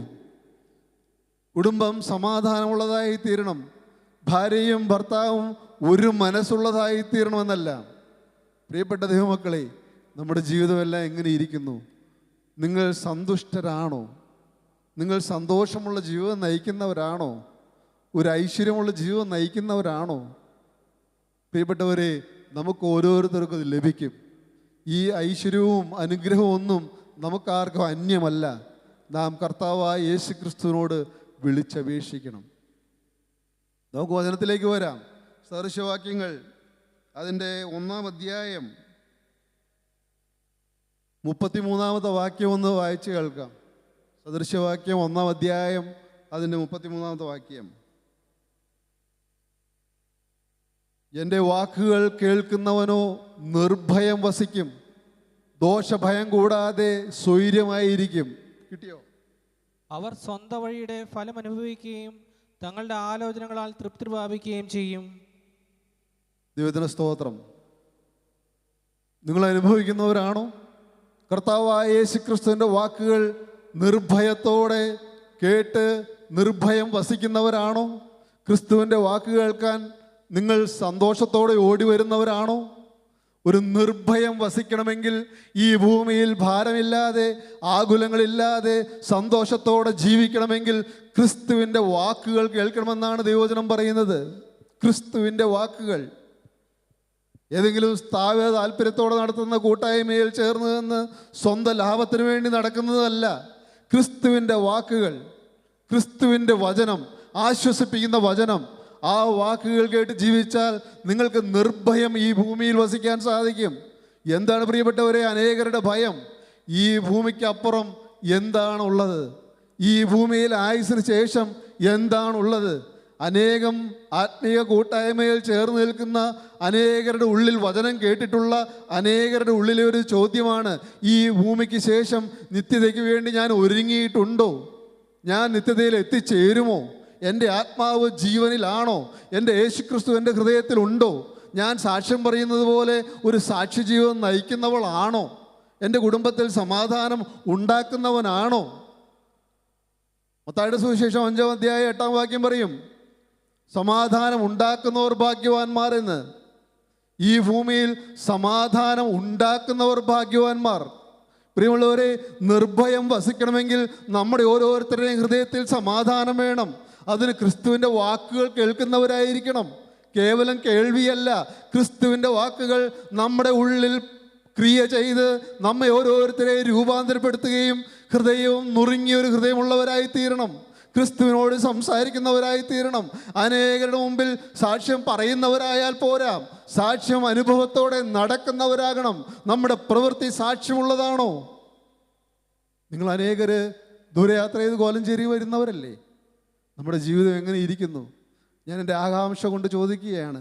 ഞാനും ദൂരയാത്ര ചെയ്ത് ഈ ദേശത്ത് വന്നതാണ്. നാം എല്ലാവരും ഒരു മനസ്സോടെ ഒരേ ആത്മാവിൽ ആരാധനയോടെ നടക്കുന്നവരാണോ? ഈ ദേശത്തെ ജനങ്ങളെല്ലാം എങ്ങനെയാണ്? ഞാൻ ക്ഷേമം അന്വേഷിക്കുകയാണ്. നിങ്ങൾ സന്തുഷ്ടരാണോ? കർത്താവായ യേശുക്രിസ്തുവിനോട് കൂടെ നടക്കുന്നൊരനുഭവം നമ്മുടെ ജീവിതത്തിലുണ്ടോ? ഈ ഒരു അനുഭവത്തിൽ നടക്കുവാൻ വേണ്ടിയിട്ടാണ് ഈ ദേശത്തും കൂട്ടായ്മകൾ നടക്കുന്നത്. നിങ്ങൾ ഓരോരുത്തരും ഉത്സാഹിക്കുന്നതും നിങ്ങൾ ഓരോരുത്തരും കൂട്ടായ്മകൾ നടത്തിക്കൊണ്ടു പോകുന്നതും അതിൻ്റെ അനുഭവം ലഭിക്കുന്നുണ്ടോ എന്നുള്ളതാണ്. അത് ഓരോരുത്തരും അവരവരോട് തന്നെ ശോധന ചെയ്യണം. അവനവൻ്റെ ഹൃദയത്തോട് ശോധന ചെയ്യണം. ഒരു കൂട്ടായ്മയിൽ ചേർന്ന് നടന്നതുകൊണ്ടായില്ല, ഒരു സാക്ഷ്യമോ വചനമോ പറഞ്ഞതുകൊണ്ടായില്ല. അവനവൻ്റെ ജീവിതത്തിൽ യേശുക്രിസ്തു ഉണ്ട് എന്ന് പ്രാഗൽഭ്യത്തോടെ പറയാൻ സാധിക്കണം. ദൈവത്തിന് സ്തോത്രം. എൻ്റെ വാക്കുകൾ കേൾക്കുന്നവരൊക്കെയും നിർഭയം വസിക്കും. ക്രിസ്തുവിൻ്റെ വാക്ക് കേട്ട് അനുസരിക്കുന്നവർ, അത് ദൈവത്തിൻ്റെ വാഗ്ദത്തവചനമാണ്. എൻ്റെ വാക്കുകൾ കേട്ട് നടക്കുന്നവരൊക്കെയും നിർഭയം വസിക്കും. അതിൻ്റെ അടുത്ത ലൈൻ എന്താ പറയുന്നത്? ദോഷഭയം കൂടാതെ സ്വൈര്യമായിരിക്കും. എന്താ ഈ ദോഷഭയം? നാളെ എനിക്ക് എന്ത് സംഭവിക്കും? എൻ്റെ മക്കൾക്ക് എന്തായി തീരും? എൻ്റെ ഭാവി എന്തായി തീരും? നാളെയെക്കുറിച്ചുള്ള ആകുലങ്ങൾ. ഇന്ന് ഭാരങ്ങളുള്ള ജീവിതങ്ങളല്ലേ? ഇന്ന് ടൺ കണക്കിലുള്ള ഭാരങ്ങൾ വേറിയുള്ള ജീവിതമല്ലേ? നോക്കിയാൽ ഒരു എത്തും പിടുത്തവും ഇല്ലാത്ത ജീവിതം നയിക്കുന്നവരല്ലേ? എന്നാൽ സ്വൈര്യമായി വസിക്കാമെന്നാണ് ദൈവം പറയുന്നത്. ദോഷഭയം കൂടാതെ സ്വൈര്യമായി വസിക്കാൻ സാധിക്കും. കർത്താവിൻ്റെ വാക്കുകൾ കേട്ടാൽ മതി, ക്രിസ്തുവിൻ്റെ വാക്ക് വിശ്വസിച്ചാൽ മതി, ക്രിസ്തുവിൻ്റെ വചനപ്രകാരം ജീവിക്കുമെന്നുള്ള തീരുമാനം കർത്താവായ യേശുവിനോട് പറഞ്ഞാൽ മതി. ദൈവത്തിന് സ്തോത്രം. പ്രിയമുള്ളവരെ, ഞാൻ എൻ്റെ അനുഭവത്തോട് ചേർത്ത് ഞാൻ പറയാം. ഞാൻ വാസ്തവത്തിൽ ഇന്ന് ആരുടെയും മുമ്പിൽ ഒരു സാക്ഷിയായി നിൽക്കാൻ യോഗ്യതയുള്ളവനൊന്നും ആയിരുന്നില്ല. ഈ ദേശത്ത് ക്രിസ്തുവിൻ്റെ നാമവും പേറി വരുവാനോ ഒരു ദേവദാസൻ്റെ കൂടെ വരുവാനോ യോഗ്യതയുള്ളവനായിരുന്നില്ല. എന്നാൽ വർഷങ്ങൾക്ക് മുമ്പേ ഞാൻ യേശുവിൻ്റെ വചനത്തിന് മുമ്പായി കടന്നു ചെന്നു. യേശു ക്രിസ്തുവിൻ്റെ വചനം കേട്ടപ്പോൾ ക്രിസ്തുവിൻ്റെ വചനത്തിൽ വിശ്വസിക്കുവാനും ക്രിസ്തുവിൻ്റെ വചനത്തിന് മുമ്പാകെ താഴുവാനും ദൈവം എനിക്കൊരു ഭാഗ്യം തന്നു. നിങ്ങൾക്ക് അനേകർക്ക് ലഭിച്ചവരല്ലേ ഈ സൗഭാഗ്യം? നിങ്ങൾക്ക് അനേകർക്ക് ലഭിച്ചവരല്ലേ? ഇന്ന് ആ സൗഭാഗ്യം നമ്മുടെ കൂടെയുണ്ടോ? ക്രിസ്തുവിൻ്റെ വചനം കേട്ടതിൻ്റെ ഫലം നമ്മുടെ ജീവിതത്തിലുണ്ടോ? അതിൻ്റെ സന്തോഷവും ഐശ്വര്യവും നമ്മുടെ ഓരോരുത്തരുടെയും ജീവിതത്തിലുണ്ടോ? ഒരു ആദ്യ സ്നേഹമെല്ലാം ഉണ്ടായിരുന്നു, എന്നാൽ വർഷങ്ങൾക്ക് ശേഷവും ആ ആദ്യ സ്നേഹവും സന്തോഷവും കണ്ണീരും തകർന്ന മനസ്സെല്ലാം ഇന്ന് നമ്മുടെ കൂടെ ഉണ്ടോ? നാം ഓരോരുത്തരും പരിശോധിക്കണം. പ്രിയമുള്ളവരെ, എൻ്റെ ജീവിതത്തിൽ ആദ്യ സ്നേഹമെല്ലാം ലഭിച്ചു ഞാൻ, എന്നാൽ വർഷങ്ങൾക്ക് ശേഷവും കൂടെ കൂടെ തിരിഞ്ഞു നോക്കും. കർത്താവേ, എൻ്റെ ജീവിതം എങ്ങനെ ഇരിക്കുന്നു? ജീവിതത്തിൽ അഭിവൃദ്ധിയാണ്, നല്ല കുടുംബജീവിതം കിട്ടി, മക്കളുണ്ട്, സ്നേഹമുള്ള മാതാപിതാക്കളുണ്ട്, സ്നേഹമുള്ള സഹോദരനുണ്ട്, എനിക്ക് ഈ ഭൂമിയിൽ ഒന്നും കുറവില്ല, നല്ല ദൈവമക്കളുണ്ട്, സ്നേഹത്തോടെ പലതും പങ്കുവയ്ക്കുവാൻ ചാർച്ചക്കാരുണ്ട്, എന്തൊരു കുറവൊന്നുമില്ല. എന്നാൽ എൻ്റെ യേശുവിൻ്റെ സന്നിധിയിൽ ഞാൻ കുറവുള്ളവനാണോ എന്ന് ഞാൻ നിരന്തരമായി പരിശോധിക്കുന്നു. അതിന് കാരണം ക്രിസ്തുവിൻ്റെ വാക്കുകൾ കേൾക്കുന്നത് മൂലമാണ്. കർത്താവായ യേശു ക്രിസ്തുവിൻ്റെ വാക്കുകൾ കേൾക്കുന്നത് മൂലമാണ്. പ്രിയപ്പെട്ട സഹോദരങ്ങളെ, നാം ഓരോരുത്തരും തിരിഞ്ഞു നടക്കണം. നമ്മുടെ ആദ്യ സ്നേഹത്തിലേക്ക് കടന്നു വരണം. നാം ഓരോരുത്തരും ചിന്തിക്കണം. ഞാൻ എന്ന ഭാവവും ഉന്നത ചിന്തയും എല്ലാം മാറ്റിവെക്കണം, എല്ലാം താഴെക്കളയണം. ഞാൻ എൻ്റെ ലളിത അനുഭവം പറയാം. ഏതാണ്ട് ഒരു 2 മാസം മുമ്പ് എൻ്റെ മൂത്ത മോൻ അവനൊരു ചെറിയ കുസൃതി ചെയ്തു. പെട്ടെന്ന് എനിക്ക് ദേഷ്യം അങ്ങ് പെട്ടെന്ന് കോപിച്ചു വന്നു. ഞാൻ ചിലതെല്ലാം പറഞ്ഞു. എന്നാൽ അടുത്ത നിമിഷം തന്നെ ഞാൻ എൻ്റെ ആ കുഞ്ഞിനെ വിളിച്ചിരുത്തി കെട്ടിപ്പിടിച്ച് 2 ഉമ്മ കൊടുത്തു. ഞാൻ ക്ഷമയും പറഞ്ഞു. എന്നാൽ എൻ്റെ ഒരു പ്രകൃതം നോക്കിയാൽ, എൻ്റെ പാരമ്പര്യം നോക്കിയാൽ മാതാപിതാക്കൾ മക്കളുടെ മുമ്പാകെ ക്ഷമ ചോദിക്കേണ്ട ആവശ്യമൊന്നുമില്ല. എന്നാൽ പ്രിയമുള്ളവരെ, ഈ ദൈവത്തിൻ്റെ പരിശുദ്ധാത്മാവ് കൂടെയുള്ളത് മൂലം ഓരോ തെറ്റുകൾ പറ്റുമ്പോഴും കോപിച്ചലർന്ന സ്വഭാവം ഇപ്പോഴും ഉള്ളത് മൂലം അതെല്ലാം ചൂണ്ടിക്കാണിച്ചു തരുന്നു. കോപം പാവമല്ലേ? തീർച്ചയായിട്ടും കോപം പാവമാണ്. എന്നാൽ ആ സ്വഭാവം അല്പമായി എന്നിൽ പൊങ്ങി വന്നപ്പോൾ ദൈവത്തിൻ്റെ പരിശുദ്ധാത്മാവ് സ്നേഹം മൂലം എന്നെ ചൂണ്ടിക്കാണിച്ചു. തിരുത്തുവാൻ ദൈവം കൃപ തന്നു. അങ്ങനെ തിരുത്തി ജീവിതം മുമ്പോട്ട് പോകാൻ ദൈവം ഭാഗ്യം തരുന്നു. ഞാൻ എൻ്റെ കുഞ്ഞിൻ്റെ അടുത്ത് പല പ്രാവശ്യം ക്ഷമ പറഞ്ഞു. എൻ്റെ ആ വേദന തീരുന്നത് വരെ, ഞാൻ ദൈവവുമായി നിരപ്പാകുന്നത് വരെ ഞാൻ എൻ്റെ കുഞ്ഞിൻ്റെ അടുത്ത് ക്ഷമ പറഞ്ഞു. കൂടെ നിന്നിരുന്ന മറ്റു കുഞ്ഞുങ്ങളും ഉണ്ടായിരുന്നു, എൻ്റെ ഭാര്യയും ഉണ്ടായിരുന്നു. അവരുടെ മുമ്പിൽ മാതൃകയില്ലാത്ത ഒരു ഭർത്താവും അപ്പനുമായി നിന്നപ്പോൾ ഞാൻ അവിടെ എല്ലാവരുടെയും ക്ഷമ പറഞ്ഞു. ആ ക്ഷമ പറഞ്ഞാലേ ദൈവസന്നിധിയിൽ നിരപ്പ് പ്രാപിക്കാൻ സാധിക്കുകയുള്ളൂ. പ്രിയപ്പെട്ട സഹോദരങ്ങളെ, ഈ ക്രിസ്തീയ വർജനം, ഈ വഴി എത്രയോ ആഴമേറിയതാണ്. ഇത് കേവലം അറിവോ സമ്പത്ത് തേടുന്ന അനുഗ്രഹമോ ഇതൊന്നുമല്ല. രോഗം മാറുന്നതോ ഇതൊന്നുമല്ല. രോഗം മാറും. ക്രിസ്തുവിനോട് ചേർന്ന് വന്നാൽ, ക്രിസ്തുവിനെതിരായ പാപങ്ങൾ ഹൃദയത്തിൽ നിന്ന് മാറിപ്പോയാൽ രോഗം മാറിക്കിട്ടും. ഞാൻ വർഷങ്ങൾക്ക് മുമ്പ് ഞാൻ പറഞ്ഞല്ലോ, ഞാൻ അബുദാബിയിൽ ജോലി ചെയ്യുന്ന കാലം, അബുദാബിയിലാണ് ജോലി. എന്നാൽ അബുദാബിയിൽ നിന്ന് വീണ്ടും ഒരു 150 കിലോമീറ്റർ ദൂരെയാണ് ഞാൻ അങ്ങ് താമസിച്ചുകൊണ്ടിരുന്നത്. എന്നിരുന്നാലും എത്ര ക്ഷീണമുണ്ടെങ്കിലും ഞാൻ വചനം മുടക്കുകയില്ലായിരുന്നു. അന്ന് തിങ്കളാഴ്ച യോഗമുള്ള സമയം, എന്തുകൊണ്ടോ എനിക്കില്ലാത്തൊരു അസുഖം, വലിവ് രോഗം പെട്ടെന്ന് വന്നു. ഒരു കാലാവസ്ഥ മൂലമായിരിക്കാം, എന്തുകൊണ്ടോ അറിയില്ല. ഡോക്ടറെ കണ്ടു, ഡോക്ടർ ഇൻഹേലർ ഉപയോഗിക്കണമെന്ന് പറഞ്ഞു. ശരി, എന്നിരുന്നാലും ഞാനന്ന് വചനം കേട്ടപ്പോൾ ഞാൻ ഉള്ളുരുകി പ്രാർത്ഥിച്ചു, കർത്താവേ, നിന്റെ ആണിപ്പാടുള്ള കരം വന്ന് എന്നെ ഒന്ന് തൊടാവോ, ഈ രോഗം മാറിപ്പോകുമല്ലോ. ഇത്രയും കാലം ഇല്ലാത്ത രോഗമായിരുന്നല്ലോ, ഇന്ന് ഈ രോഗവും അതിൻ്റെ ഭാരവും അതിൻ്റെ മരുന്നും പേര് ഞാൻ നടക്കുകയാണല്ലോ. പ്രിയമുള്ളവരെ, അന്ന് ആ യോഗം കഴിഞ്ഞപ്പോൾ ഞാൻ എൻ്റെ ഭാര്യയോട് പറഞ്ഞു, എൻ്റെ കർത്താവ് എന്നെ തൊട്ടു, ഇനി എനിക്ക് ഈ മരുന്നിൻ്റെ ആവശ്യമില്ല എന്ന്. ഒരു രോഗം മാറിയതിൻ്റെ കഥയല്ല ഞാൻ പറഞ്ഞത്, മറിച്ച് യേശുക്രിസ്തു ഹൃദയത്തിലേക്ക് ഒന്നുകൂടി അടുത്തു വന്നപ്പോൾ പല ബന്ധനങ്ങളും ഇല്ലാതായി എന്നാണ് പറഞ്ഞത്. അതുകൊണ്ട് നിങ്ങൾ രോഗം മാറാൻ പ്രാർത്ഥിക്കണമെന്നല്ല പറഞ്ഞത്. കർത്താവെ, എൻ്റെ ജീവിതത്തിൽ ബന്ധനക്കയറുകളായി കിടക്കുന്നത് ഓരോന്നും കാണിച്ചു തരണം.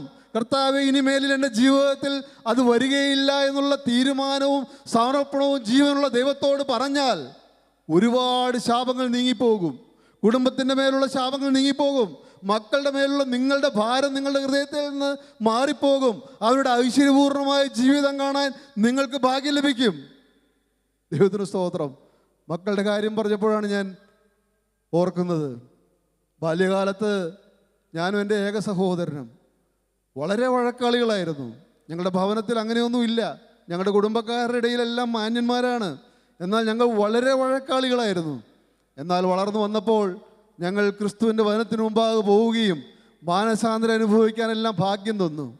അതിനുശേഷം എൻ്റെ അമ്മയുടെ അടുക്കൽ എൻ്റെ വീട്ടുകാരിൽ പലരും, പല മാതാപിതാക്കളും പറഞ്ഞിട്ടുണ്ട്, മേരിക്ക് കിട്ടിയ കുഞ്ഞുങ്ങൾ അനുഗ്രഹിക്കപ്പെട്ടവരല്ലേ എന്ന്, എൻ്റെ അമ്മയ്ക്ക് കിട്ടിയ കുഞ്ഞുങ്ങൾ അനുഗ്രഹിക്കപ്പെട്ടവരല്ലേ എന്ന്.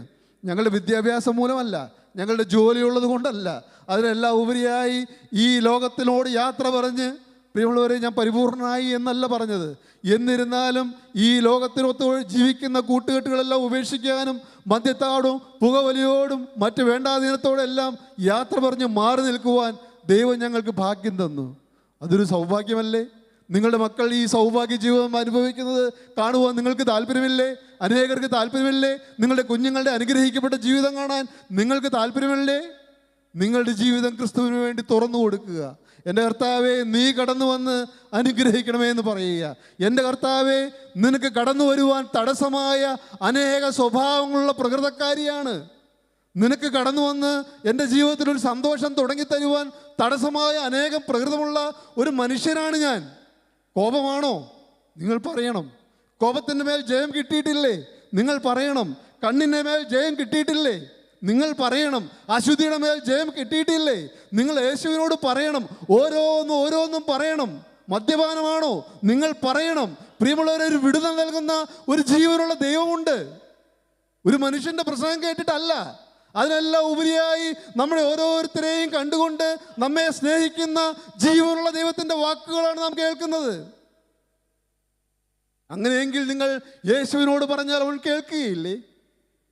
പ്രാർത്ഥിച്ച ദൈവവൈതൽ പറഞ്ഞു, അവങ്കലേക്ക് നോക്കിയവർ പ്രകാശിതരായി എന്ന്.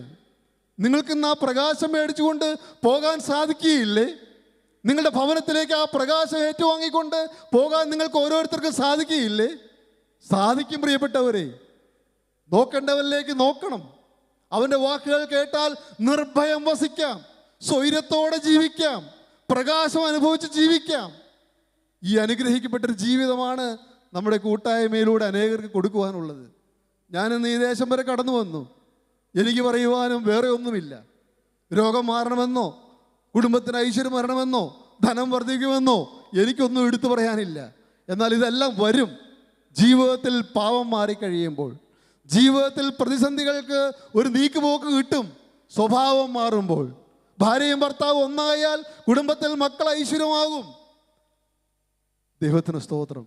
ഞാൻ എൻ്റെ വാക്കുകൾ നിർത്തുകയാണ്. നിങ്ങൾ ഓരോരുത്തരെയും അനുഗ്രഹം പ്രാപിച്ചിട്ട് പോകുമോ? നിങ്ങളിന്ന് ഭവനത്തിലേക്ക് പോകുമ്പോൾ ഈ ദിവ്യപ്രകാശം ഹൃദയത്തിൽ അനുഭവിച്ചിട്ടാണോ പോകുന്നത്? നിങ്ങളുടെ ഹൃദയം ക്രിസ്തുവിന് കൈമാറുക. നിങ്ങളുടെ സ്വഭാവം ക്രിസ്തുവിന് കൈമാറുക. നിങ്ങളുടെ ദേഹവും ദേഹിയും ആത്മാവും യാതൊരു വ്യവസ്ഥയും കൂടാതെ കർത്താവായ യേശു ക്രിസ്തുവിൻ്റെ ആണിപ്പാടുള്ള കരങ്ങളിലേക്ക് കൈമാറുക. പ്രിയമുള്ളവരെ, അവൻ താണിറങ്ങി വന്ന് നിങ്ങളെ ഓരോരുത്തരെയും തലോടും. അത് അനുഭവമാണ്. അത് വിശ്വാസത്തോടെ നിങ്ങൾ അനുഭവിക്കണം. ദൈവത്തിന് സ്തോത്രം. നിങ്ങൾ ഓരോരുത്തരും തുടർന്നുള്ള വചനങ്ങൾ നിങ്ങൾ അനുഗ്രഹിക്കട്ടെ എന്ന് പ്രാർത്ഥിച്ചുകൊണ്ട് ഞാൻ എൻ്റെ വാക്കുകൾ നിർത്തുന്നു. ദൈവത്തിൻ്റെ നാമം മാത്രം മഹത്വപ്പെടട്ടെ.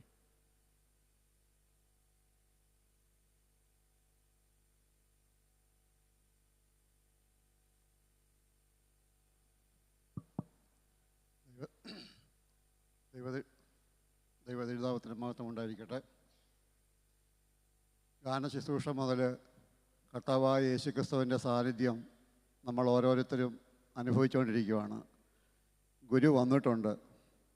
ഇനിയുള്ള ശുശ്രൂഷയിൽ നിങ്ങളെല്ലാവരും പ്രാർത്ഥനയോടെ ഇരിക്കണം. ഗാനശുശ്രൂഷയിൽ കേട്ടല്ലോ, 2-3 പേർ കൂടി വരുന്നിടത്ത് ഞാനുണ്ട്. പ്രാർത്ഥിച്ചപ്പോൾ കേട്ടല്ലോ, സർവശക്തനിലേക്ക് തിരിഞ്ഞാൽ നീ അഭിവൃദ്ധി പ്രാപിക്കും. അനുഗ്രഹിക്കപ്പെട്ട സാക്ഷ്യങ്ങൾ.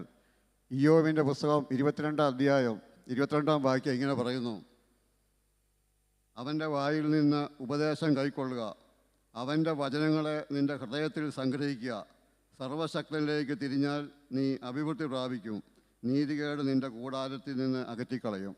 ഈ കേൾക്കുന്ന വചനങ്ങൾ നിങ്ങളുടെ ഓരോരുത്തരുടെയും ഹൃദയത്തിൽ സംഗ്രഹിച്ചു വെക്കണം. ഈ വചനത്തിൽ കൂടെ വേണം ഓരോ ക്രിസ്ത്യാനികളും മുന്നോട്ട് ജീവിക്കുവാൻ. ചില അറിയിപ്പുകളൊന്ന് പറഞ്ഞോട്ടെ.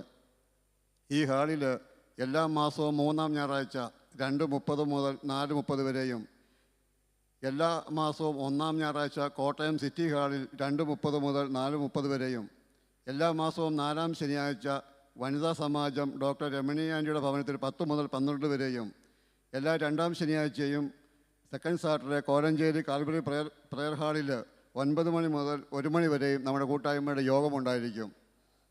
പവർ വിഷൻ ടി വിയിൽ എല്ലാ ഞായറാഴ്ചയും വൈകിട്ട് 9 മുതൽ 9:30 വരെയും, RVS ടി വിയിൽ എല്ലാ ബുധനാഴ്ചയും 7:30 മുതൽ 8 വരെയും യോഗമുണ്ടായിരിക്കും. ഇനി നമ്മളോട് മുഖ്യ വചന ശുശ്രൂഷയ്ക്കായിട്ട് കടന്നു വന്നിരിക്കുന്നത് അഡ്വക്കേറ്റ് ജോളി ജോർജാണ്. അതിനു മുമ്പ് നമുക്കൊരു 2 ശീല കൊയർകാർ പാടുമ്പോൾ എല്ലാവർക്കും ഒന്ന് എഴുന്നേറ്റ് നിൽക്കാം. ഇനിയുള്ള വചന ശുശ്രൂഷയ്ക്കായിട്ട് പ്രാർത്ഥനയോടെ ഇരിക്കാം. ദൈവത്തിന് സ്തോത്രം. നമുക്ക് എല്ലാവർക്കും എഴുന്നേറ്റ് എന്ന കരങ്ങളെ അടിച്ച് ഉച്ചത്തിൽ പാടി മഹത്വപ്പെടുത്താം. എല്ലാവരുടെയും കണ്ണുകളൊക്കെ അടയുന്ന ശ്രദ്ധയോടെ, ഊർജ്ജസ്വലതയോടെ നമുക്ക് ദൈവസന്നിധിയിൽ പ്രാർത്ഥനയോടെ ഇരിക്കാം. ദൈവത്തിന് സ്തോത്രം.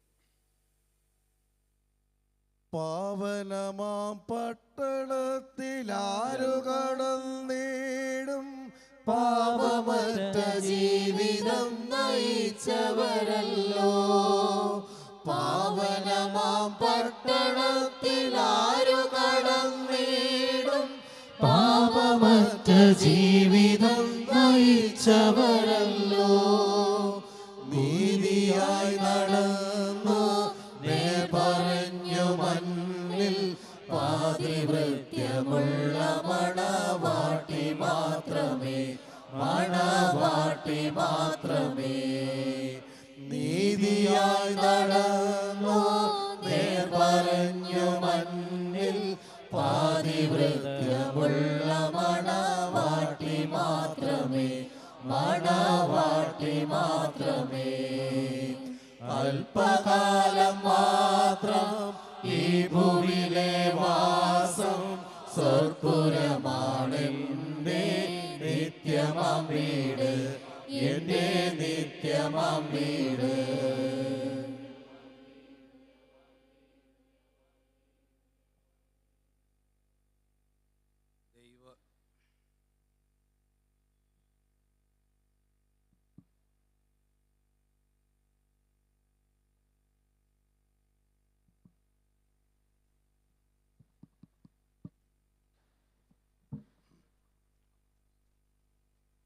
ദൈവ തിരുനാമത്തിന് മഹത്വം ഉണ്ടാകട്ടെ. കർത്താവായ യേശുക്രിസ്തുവിൻ്റെ വചനത്തിന് മുമ്പിൽ ഇരിക്കുവാൻ സ്വർഗം നമുക്ക് ഇപ്രകാരം പ്രദാനം ചെയ്ത ഈ വലിയ അവസരത്തെ ഓർത്ത് ഞാൻ ദൈവത്തെ മഹത്വപ്പെടുത്തുകയാണ്. കരുണാസമ്പന്നനായ പിതാവിൻ്റെ പാദപീഠത്തിൽ ഇരുന്നു കൊണ്ട് ദൈവവചനം ശ്രവിക്കുവാനും കേൾക്കുവാനും ദൈവവചനത്തിൽ ജാഗരിക്കുവാനുമെല്ലാം നമുക്ക് ഈ കാലങ്ങളിലെല്ലാം വലിയ അനുഗ്രഹമാണ് കർത്താവ് ചെയ്തു തന്നുകൊണ്ടിരിക്കുന്നത്. നമ്മുടെ എല്ലാവരുടെയും ഒരേ ഒരു ആഗ്രഹമെന്ന് പറയുന്നത് നിത്യതയുടെ കവാടം തുറന്ന് നാം ഒരു നാൾ അക്കരദേശത്ത് കർത്താവായ യേശുക്രിസ്തുവിൻ്റെ കരം പിടിക്കും. അതിന് നമ്മൾ ഈ ഭാഗ്യശാലികളായിട്ട് നമുക്ക് ഈ ഭൂമിയിൽ ദൈവം ഒരു ഭാഗ്യം തന്നു. നമ്മളെ ക്രിസ്ത്യാനികളെന്ന് പറയുന്ന ഒരു വിഭാഗത്തിലാക്കി. പണ്ടേ നാം അതിക്രമങ്ങളിലും പാപങ്ങളിലും മരിച്ചു കിടന്നവരായിരുന്നു. ജാതീയ സംസ്കാരത്തിൽ ജീവിച്ചവരായിരുന്നു. ഈ ലോകത്തിൻ്റെ കാലഗതിക്കനുസരിച്ച് ജീവിച്ചവരായിരുന്നു. വിശുദ്ധന്മാരോട് യാതൊരു സംസർഗവുമില്ലായിരുന്നു. ദൈവമുണ്ടെന്ന് നമ്മൾ പറഞ്ഞുകൊണ്ടിരുന്നു, എന്നാൽ നമ്മിൽ ദൈവമില്ലായിരുന്നു, എന്നാൽ ദേവാലയം ഉണ്ടായിരുന്നു. ഇങ്ങനെ അതിക്രമങ്ങളിലും പാവങ്ങളിലും മരിച്ചു കിടന്ന നമ്മെ യേശുക്രിസ്തുവിൻ്റെ അദമ്യമായ സ്നേഹം ജാതികളായ നമ്മളെ കൂട്ടിവരുത്തി ഈ സ്വർഗീയമായ അത്യുന്നതമായ രംഗത്ത് യേശുവിന് മണവറ പോകുവാൻ പറ്റുന്ന ഒരു വിഭാഗത്തോട് കൂടി ചേർന്ന് നിൽക്കുകയാണ്. ഇതിന് പിതാക്കന്മാർ നമ്മെ വിളിച്ചിട്ടുണ്ട് ഒരു സിയോൻ യാത്രാ സംഘമാണെന്ന്. ഈ സിയോൻ യാത്രാ സംഘത്തിൽ ഞാനും നിങ്ങളും അംഗമായിരിക്കുന്നത് എത്ര ഭാഗ്യകരവും മധുരതരവുമായ ഒരവസ്ഥയാണ്. ഇനി നാം ഈ ഭൂമിയിൽ ജീവിക്കുമ്പോൾ നമുക്ക് എന്താണ് വേണ്ടത്? നമ്മൾ എന്ന് യേശുവിൻ്റെ അടുക്കലേക്ക് ചെല്ലും എന്ന നാളുകളെക്കുറിച്ച് നാം ബോധവാന്മാരായിരിക്കണം. മോശ 90-ാം സങ്കീർത്തനത്തിലാണ് പറഞ്ഞത്, ഞങ്ങൾക്ക് ആ നാളുകളെ എണ്ണുവാൻ ഞങ്ങളെ പഠിപ്പിക്കണമേ എന്ന്. ഞാനൊന്ന് ചോദിച്ചു കൊള്ളട്ടെ, നിങ്ങൾ ദൈവത്തിൻ്റെ വചനം കേട്ട് ഒരു മാനസാന്തര ജീവിതം അനുഭവിക്കുന്നവരാണ്. നിങ്ങൾ നമ്മുടെ ജീവിതത്തിൽ ആ നാളുകളെ എണ്ണിക്കൊണ്ടാണോ ജീവിക്കുന്നത്? ഏതെങ്കിലും സമയത്ത് നാം ആ നാളുകളെ എണ്ണുവാറുണ്ടോ? ഒരു മനുഷ്യൻ്റെ ആയുസ് എന്ന് പറയുന്നത് 365 × 70 കൂട്ടാം, അത്രയേ ഉള്ളൂ. അല്ല ഏറിയാൽ 80 കൂട്ടിക്കോളൂ.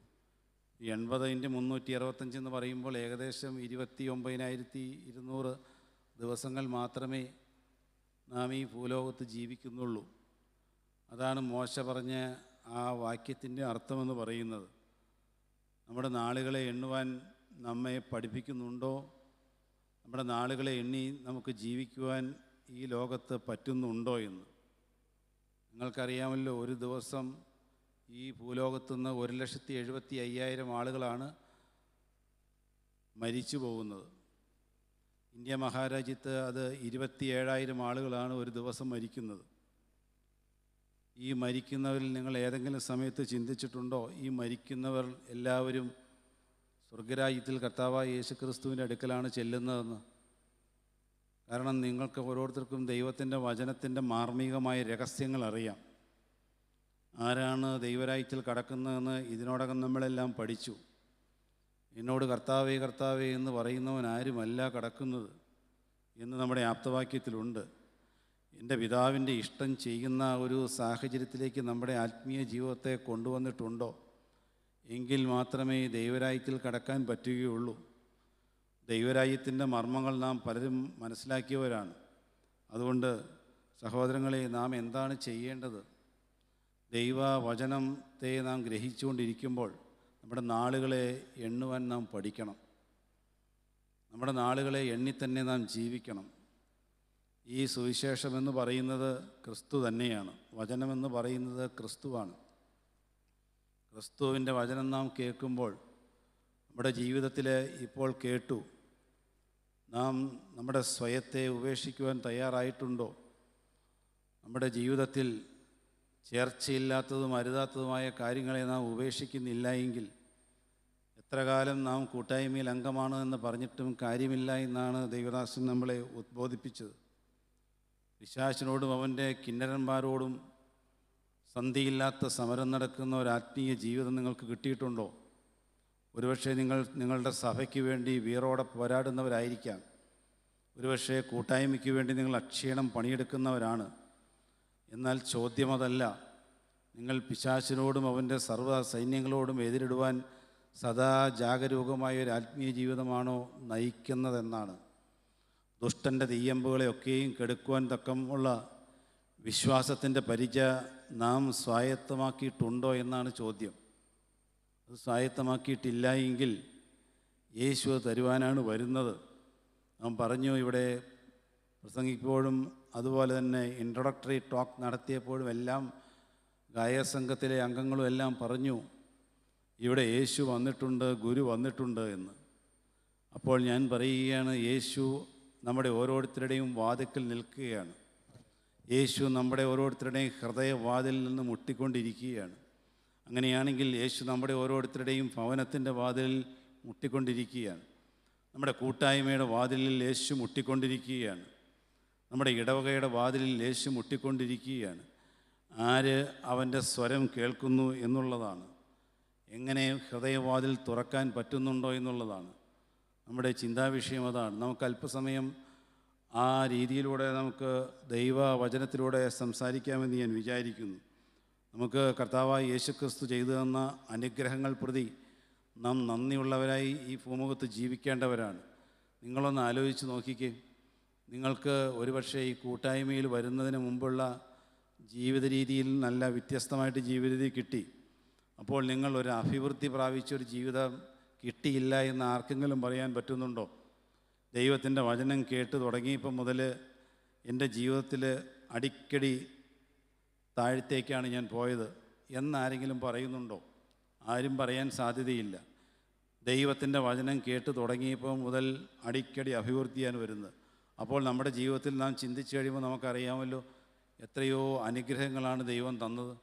അതിനെല്ലാം നാം നന്ദിയുള്ളവരായിട്ടാണോ ജീവിക്കുന്നത്? നമ്മുടെ ജീവിതത്തിൽ ആ സ്തുതിയും നന്ദിയും നമ്മൾ എപ്പോഴും കരകയറ്റിക്കൊണ്ടാണോ ഇരിക്കുന്നത്? അങ്ങനെയെങ്കിൽ നാം ദൈവത്തോടുള്ള നമ്മുടെ ആ തീരുമാനവും യേശുവിനോടുള്ള വിധേയത്വവും എത്രയായിരിക്കും? നന്ദിയുകൊണ്ട് നമ്മുടെ ഉള്ളം നിറയണം സഹോദരങ്ങളെ. ആ നന്മകൾ നാം അനുഭവിച്ചവരാണ്. അതുകൊണ്ട് നമുക്ക് ഒരു ശീലോടെ ചേർന്ന് പാടി നോക്കാം. എന്നോടുള്ള നിൻ സർവ നന്മകൾക്കായി ഞാനെന്തോ ചെയ്യേണ്ടു നിനക്കേശുപരാ, ഇപ്പോഴെന്തോ ചെയ്യേണ്ടു നിനക്കേശുപരാ. നന്ദി കൊണ്ടെൻ്റെ ഉള്ളം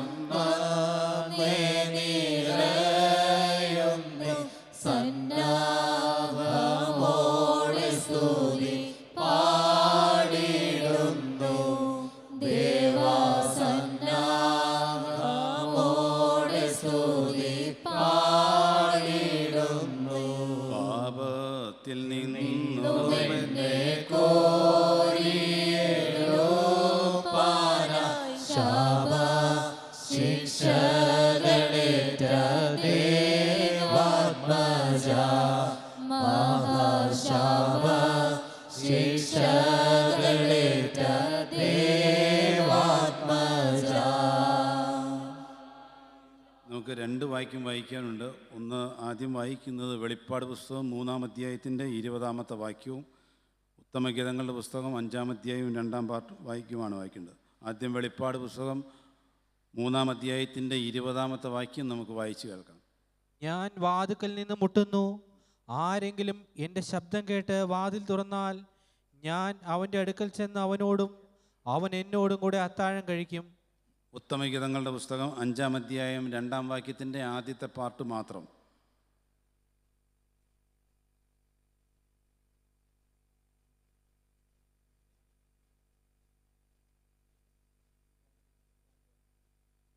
ഉത്തമഗീതങ്ങളുടെ പുസ്തകം 5-ാം അധ്യായം 2-ാം വാക്യത്തിൻ്റെ ആദ്യത്തെ പാർട്ട്. ഞാൻ ഉറങ്ങുന്നുവെങ്കിലും എൻ്റെ ഹൃദയം ഉണർന്നിരിക്കുന്നു. വാതിൽക്കൽ മുട്ടുന്ന എൻ്റെ പ്രിയൻ്റെ സ്വരം. സ്തോത്രം. വാതിക്കൽ മുട്ടുന്ന എൻ്റെ പ്രിയൻ്റെ സ്വരം എന്നാണ് വായിച്ചത്. കർത്താവായ യേശു ക്രിസ്തു നമ്മുടെ ഓരോരുത്തരുടെയും ഹൃദയത്തിൻ്റെ വാതിക്കൽ ഇന്ന് മുട്ടിക്കൊണ്ടിരിക്കുകയാണ്. ആരാണ് എൻ്റെ ശബ്ദം കേട്ട് വാതിൽ തുറക്കാൻ പോകുന്നത്? ആരെൻ്റെ ശബ്ദം കേട്ട് അവൻ്റെ ഹൃദയത്തിൻ്റെ വാതിൽ തുറക്കാൻ പോകുന്നു എന്നുള്ളതാണ് സഹോദരങ്ങളെ. അതിന് കർത്താവായ യേശു ക്രിസ്തു ഈ ഭൂമിയിലേക്ക് വന്നിരിക്കുന്നത് അതിനു വേണ്ടിയാണ്. നമ്മുടെ ഓരോരുത്തരുടെയും ഹൃദയത്തിൻ്റെ വാതിൽ അവൻ മുട്ടിക്കൊണ്ടിരിക്കുകയാണ്. അവൻ ആദിമകാലത്ത് വന്നത് യാദൃച്ഛികമായൊരു സംഭവം അല്ല. അത് യുഗങ്ങൾക്ക് മുമ്പേ, നൂറ്റാണ്ടുകൾക്ക് മുമ്പേ എഴുതപ്പെട്ട ഒരു സംഗതിയായിരുന്നു. പുസ്തകച്ചുരുളിൽ എന്നെക്കുറിച്ച് എഴുതിയിരിക്കുകയാണ്. ഇതാ ഞാൻ വരുന്നു, നിൻ്റെ ഇഷ്ടം ചെയ്യുവാൻ ഞാൻ വരുന്നു എന്ന് പറഞ്ഞുകൊണ്ട് കർത്താവായ യേശു ക്രിസ്തു ഈ ഭൂമിയിലേക്ക് വന്നു. അവൻ്റെ ആഗമനം ഒരു യാദൃച്ഛികമായിരുന്നില്ല. അവൻ എന്തിനു വേണ്ടിയാണ് വന്നതെന്ന് നാം ഒരു സാധാരണ രീതിയിൽ ചിന്തിക്കുമ്പോൾ സിയോനിലെ ദുഃഖിതന്മാരെയൊക്കെയും ആശ്വസിപ്പാനാണ് അവൻ വന്നത്. അവൻ ദുഃഖിതന്മാരെയൊക്കെയും ആശ്വസിപ്പിക്കുവാനും തല കുമ്പിട്ട് പോയവർക്ക് തല ഉയർത്തി കൊടുക്കുവാനുമാണ് വന്നത്. അവൻ ദാവീദിൻ്റെ വീണുപോയ കൂടാരത്തെ ഉയർത്തുവാനാണ് വന്നത്. അന്നാളിൽ അവൻ ദാവീദിൻ്റെ വീണുപോയ കൂടാരത്തെ അവൻ ഉയർത്തണം. അവന് ബദ്ധന്മാരെയൊക്കെയും പിടിച്ചെഴുന്നേൽപ്പിക്കണം. സിയോനിലെ ദുഃഖിതന്മാർക്ക് വെണ്ടിയിരിന് പകരം അലങ്കാരമാലയും വിഷണ്ണ മനസ്സിന് പകരം സ്തുതി എന്ന മേലാടയും കൊടുക്കുവാനാണ് അന്ന് അവനിവിടെ വന്നത്. അതുകൊണ്ട് സഹോദരങ്ങളെ, ഒരു ഉദ്ധാരണത്തിന് വേണ്ടിയായിരുന്നു കർത്താവായ യേശുക്രിസ്തു വന്നത്. എന്നാൽ അവൻ കാലയവനിക്കുള്ളിൽ അവൻ്റെ ശരീരം മാത്രം മറഞ്ഞുപോയി. എന്നാൽ അവൻ്റെ ആത്മാവ് ഇവിടെയുണ്ട്. കാരണം കൊലോസ്യ ലേഖനം പറഞ്ഞു, കർത്താവ് ആത്മാവാകുന്നു, കർത്താവിൻ്റെ ആത്മാവ് ഇവിടെ ഉണ്ട് എന്ന്. ആ ആത്മാവാണ് ഇന്ന് ഇവിടെ വന്നിരിക്കുന്നത്. ഈ മധ്യാഹ്ന വേളയിൽ സഹോദരങ്ങളെ, നമ്മളെല്ലാവരും യേശുക്രിസ്തുവിൻ്റെ പാദപീഠത്തിൽ ഇരിക്കുമ്പോൾ കർത്താവിൻ്റെ ആത്മാവ് വന്നിട്ട് എൻ്റെ ഹൃദയത്തിൻ്റെ വാതിൽക്കൽ മുട്ടിക്കൊണ്ടിരിക്കുകയാണ്. മകനെ, നിൻ്റെ ഹൃദയം എനിക്ക് ഇന്ന് വൈകുന്നേരക്കാലം ഒന്ന് തുറന്നു തരാമോ എന്നാണ് ചോദിക്കുന്നത്. സഹോദരങ്ങളുടെ, നിങ്ങളുടെ ഓരോരുത്തരുടെയും സമീപത്ത് സന്നിഹിതരായിരിക്കുന്ന യേശുക്രിസ്തുവിൻ്റെ ആത്മാവ് നിങ്ങളോട് ചോദിക്കുകയാണ്, മകളെ, ഇന്ന് വൈകുന്നേരം നീ ഇതുവരെയും അടച്ചു വച്ചിരിക്കുന്ന ഹൃദയത്തിൻ്റെ ഓടാമ്പലുകൾ ഇന്ന് തുറന്നുകൊണ്ട് യേശുവിന്, കർത്താവെ, യേശുവിനകത്തേക്ക് കടക്കുവാൻ മാത്രം ഒന്ന് തുറന്നു തരാമോ എന്ന്. ദൈവത്തിന് സ്തോത്രം. അതാണിന്ന് കർത്താവായ യേശുക്രിസ്തു നമ്മോട് ചോദിക്കാൻ പോകുന്നത്. സഹോദരങ്ങളെ, ഹൃദയത്തിൻ്റെ വാതിക്കൽ മുട്ടിക്കൊണ്ടിരിക്കുകയാണ്. എന്നാൽ ഇന്ന് എന്തായിരിക്കാം സംഭവിക്കുന്നത്? അടഞ്ഞ വാതിലുകളാണ്. അനേകരുടെയും ജീവിതത്തിൽ അടഞ്ഞ അധ്യായങ്ങളാണ്, അടഞ്ഞ വാതിലുകളാണ് ജീവിക്കുന്നത്. അത് വേറൊരർത്ഥത്തിലുണ്ട്. ജീവിതത്തിൽ നാനാവിധമായ പ്രശ്നങ്ങളിൽപ്പെട്ട് ആത്മീയ ജീവിതം ഇരുളടഞ്ഞു പോകുന്നു. ജീവിതത്തിൻ്റെ പ്രാരാബ്ദങ്ങൾ തെറുത്തു കയറി വരുമ്പോൾ ആത്മീയ ജീവിതം തണുത്തുറഞ്ഞു പോകുന്നു. അത് നമ്മളാരും അറിയില്ല. അവിടെയാണ് ഏറ്റവും വലിയ പ്രശ്നം. ആത്മാവ് നഷ്ടപ്പെട്ടു പോകുന്നത് നമ്മളാരും അറിയില്ല. ജീവിതത്തിൻ്റെ പ്രാരാബ്ദങ്ങൾ വന്ന് കയറുമ്പോൾ ആത്മാവ് നഷ്ടപ്പെട്ടു പോകും. എന്നാൽ അത് ആരും തിരിച്ചറിയുകയില്ല. നമ്മളെല്ലാവരും വിചാരിക്കും, ആത്മാവിലാണ് നാം ജീവിക്കുന്നത്, ആത്മാവാണ് നമ്മൾ നയിക്കുന്നത്, ഞാൻ ആത്മാവിലാണ് ശുശ്രൂഷ ചെയ്യുന്നത്, ഞാൻ ആത്മാവിലാണ് പാട്ട് പാടിയത്, ഞാൻ സാക്ഷ്യം പറഞ്ഞതും പ്രസംഗം പറഞ്ഞതും അതുപോലെ നോട്ടീസ് കൊടുക്കാൻ പോയതും എല്ലാം പരിശുദ്ധാത്മാവ് പ്രേരിതനായിട്ടും പരിശുദ്ധാത്മാവ് നിറഞ്ഞുമാണ് നാം പോയതെന്ന് നാം ചിന്തിക്കും. 3-ാം അധ്യായം 1-ാം വാക്യത്തിൻ്റെ അതുണ്ടല്ലോ. ദൈവത്തിന് സ്തോത്രം. ജീവനുള്ളവൻ നിനക്ക് പേരുണ്ടെങ്കിലും, എന്താണ്? ജീവനുള്ളവനെന്ന് നിനക്ക് പേരുണ്ടെങ്കിലും നീ മരിച്ചവനാകുന്നു. ദൈവത്തിന് സ്തോത്രം. അങ്ങനെ പേര് പലതും പറയാൻ കാണും സഹോദരങ്ങളെ. എന്നാൽ എന്തുണ്ടാകുന്നു സഹോദരങ്ങളെ? ആത്മാവ് പലരുടെയും അടഞ്ഞിരിക്കുകയാണ്. ഈ ആത്മാവ് അടഞ്ഞിരിക്കുന്നതിനെയാണ് ഹൃദയത്തിൻ്റെ വാതിലുകൾ അടച്ചിരിക്കുക എന്ന് പറയുന്നത്. നമ്മൾ ആരെങ്കിലും കർത്താവായ യേശുക്രിസ്തുവോട് വന്നു എന്ന് പറഞ്ഞു, ഹൃദയത്തിൻ്റെ വാതിലൊന്നും നമ്മൾ അടയ്ക്കുമൊന്നുമില്ല. ഒന്ന് പ്രാക്ടിക്കലായിട്ട് ചിന്തിച്ച്. ഇവിടെ പ്രൈം മിനിസ്റ്റർ നരേന്ദ്രമോദി കടന്നു വരുന്നു. ഈ യോഗ എല്ലാം കഴിഞ്ഞ് നമ്മളെല്ലാം കൂടെ കാപ്പി കുടിച്ചുകൊണ്ടിരിക്കുമ്പോഴാണ് പ്രൈം മിനിസ്റ്റർ നരേന്ദ്രമോദി വന്ന്. അപ്പോൾ നമ്മളെല്ലാവരും പതുക്കെ സീറ്റിൽ നിന്ന് എഴുന്നേക്കും, അല്ലേ? എന്തിനാണിത്? നമ്മുടെ ഒരു സ്പോണ്ടേനിയസ് ആയിട്ടുള്ള ഒരു തനതായിട്ടുള്ള ഒരു മനുഷ്യൻ്റെ ഒരു ബഹുമാനം അവിടെയാണ്. മനസ്സിലായില്ലേ? നമ്മൾ ആരെങ്കിലും മനഃപൂർവ്വം ഹൃദയത്തിൻ്റെ വാതിൽ അടയ്ക്കുമോ? നിങ്ങൾ ആരെങ്കിലും കർത്താവായ യേശുക്രിസ്തു വന്നിട്ടുണ്ട്, യേശു എൻ്റെ ഭവനത്തിൽ നിൽക്കുകയാണ്, നിങ്ങൾ ഓടിപ്പോയിട്ട് കുറ്റിയിടുമോ? കുറ്റിയൊന്നും ആരും ഇടൂല. പക്ഷേ അതെങ്ങനെയാണ് സംഭവിക്കുന്നത്? പരിശുദ്ധാത്മാവ് ഇല്ലാതെ വരുമ്പോഴാണ് ഹൃദയത്തിൻ്റെ കുറ്റി തന്നെ അടഞ്ഞു പോകുന്നത്. ദൈവത്തിന് ഞാൻ ആ ഭാഗത്തേക്കൊക്കെയാണ് വരുന്നത്. ദൈവത്തിൻ്റെ വലിയ നാമം മഹത്വപ്പെടട്ടെ. ഇവിടെ എന്താ പറഞ്ഞത്? 3-ാം അധ്യായത്തിൻ്റെ 20-ാം വാക്യമാണ് വായിച്ചു കേട്ടത്. ഞാൻ വാതിക്കൽ നിന്ന് മുട്ടുന്നു, ആരെങ്കിലും എൻ്റെ ശബ്ദം കേട്ട് വാതിൽ തുറന്നാൽ ഞാൻ അവനോടുകൂടെ അത്താഴം കഴിക്കും. ഇത് ആരോട് പറഞ്ഞായിരുന്നറിയുമോ? അന്ന് ലവോദിക്കിയ സഭയിലെ ആളുകളോട് പറഞ്ഞതാണ്. ആസിയിലെ 7 സഭകളെക്കുറിച്ചുള്ള ദൂതുകളാണ് വെളിപ്പാട് പുസ്തകം 2-ാം അധ്യായവും 3-ാം അധ്യായവും എഴുതിയിരിക്കുന്നത്. അതിൽ അവസാനത്തെ സഭയായ ലവോദിക്കിയ സഭയോട് പറഞ്ഞതാണ്. കാലികമായി ചിന്തിച്ചു നോക്കിയാലേ ഈ 2026 നമ്മൾ ജീവിക്കുകയാണല്ലോ.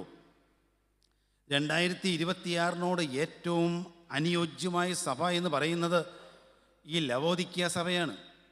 അതായത് ഈ 19-ാം നൂറ്റാണ്ട് 20-ാം നൂറ്റാണ്ട് മുതൽ തുടങ്ങിയാൽ അത് ലവോദിക്കിയ സഭയുടെ ഒരു കാര്യമായിട്ടാണ് പണ്ഡിതന്മാർ പറയുന്നത്.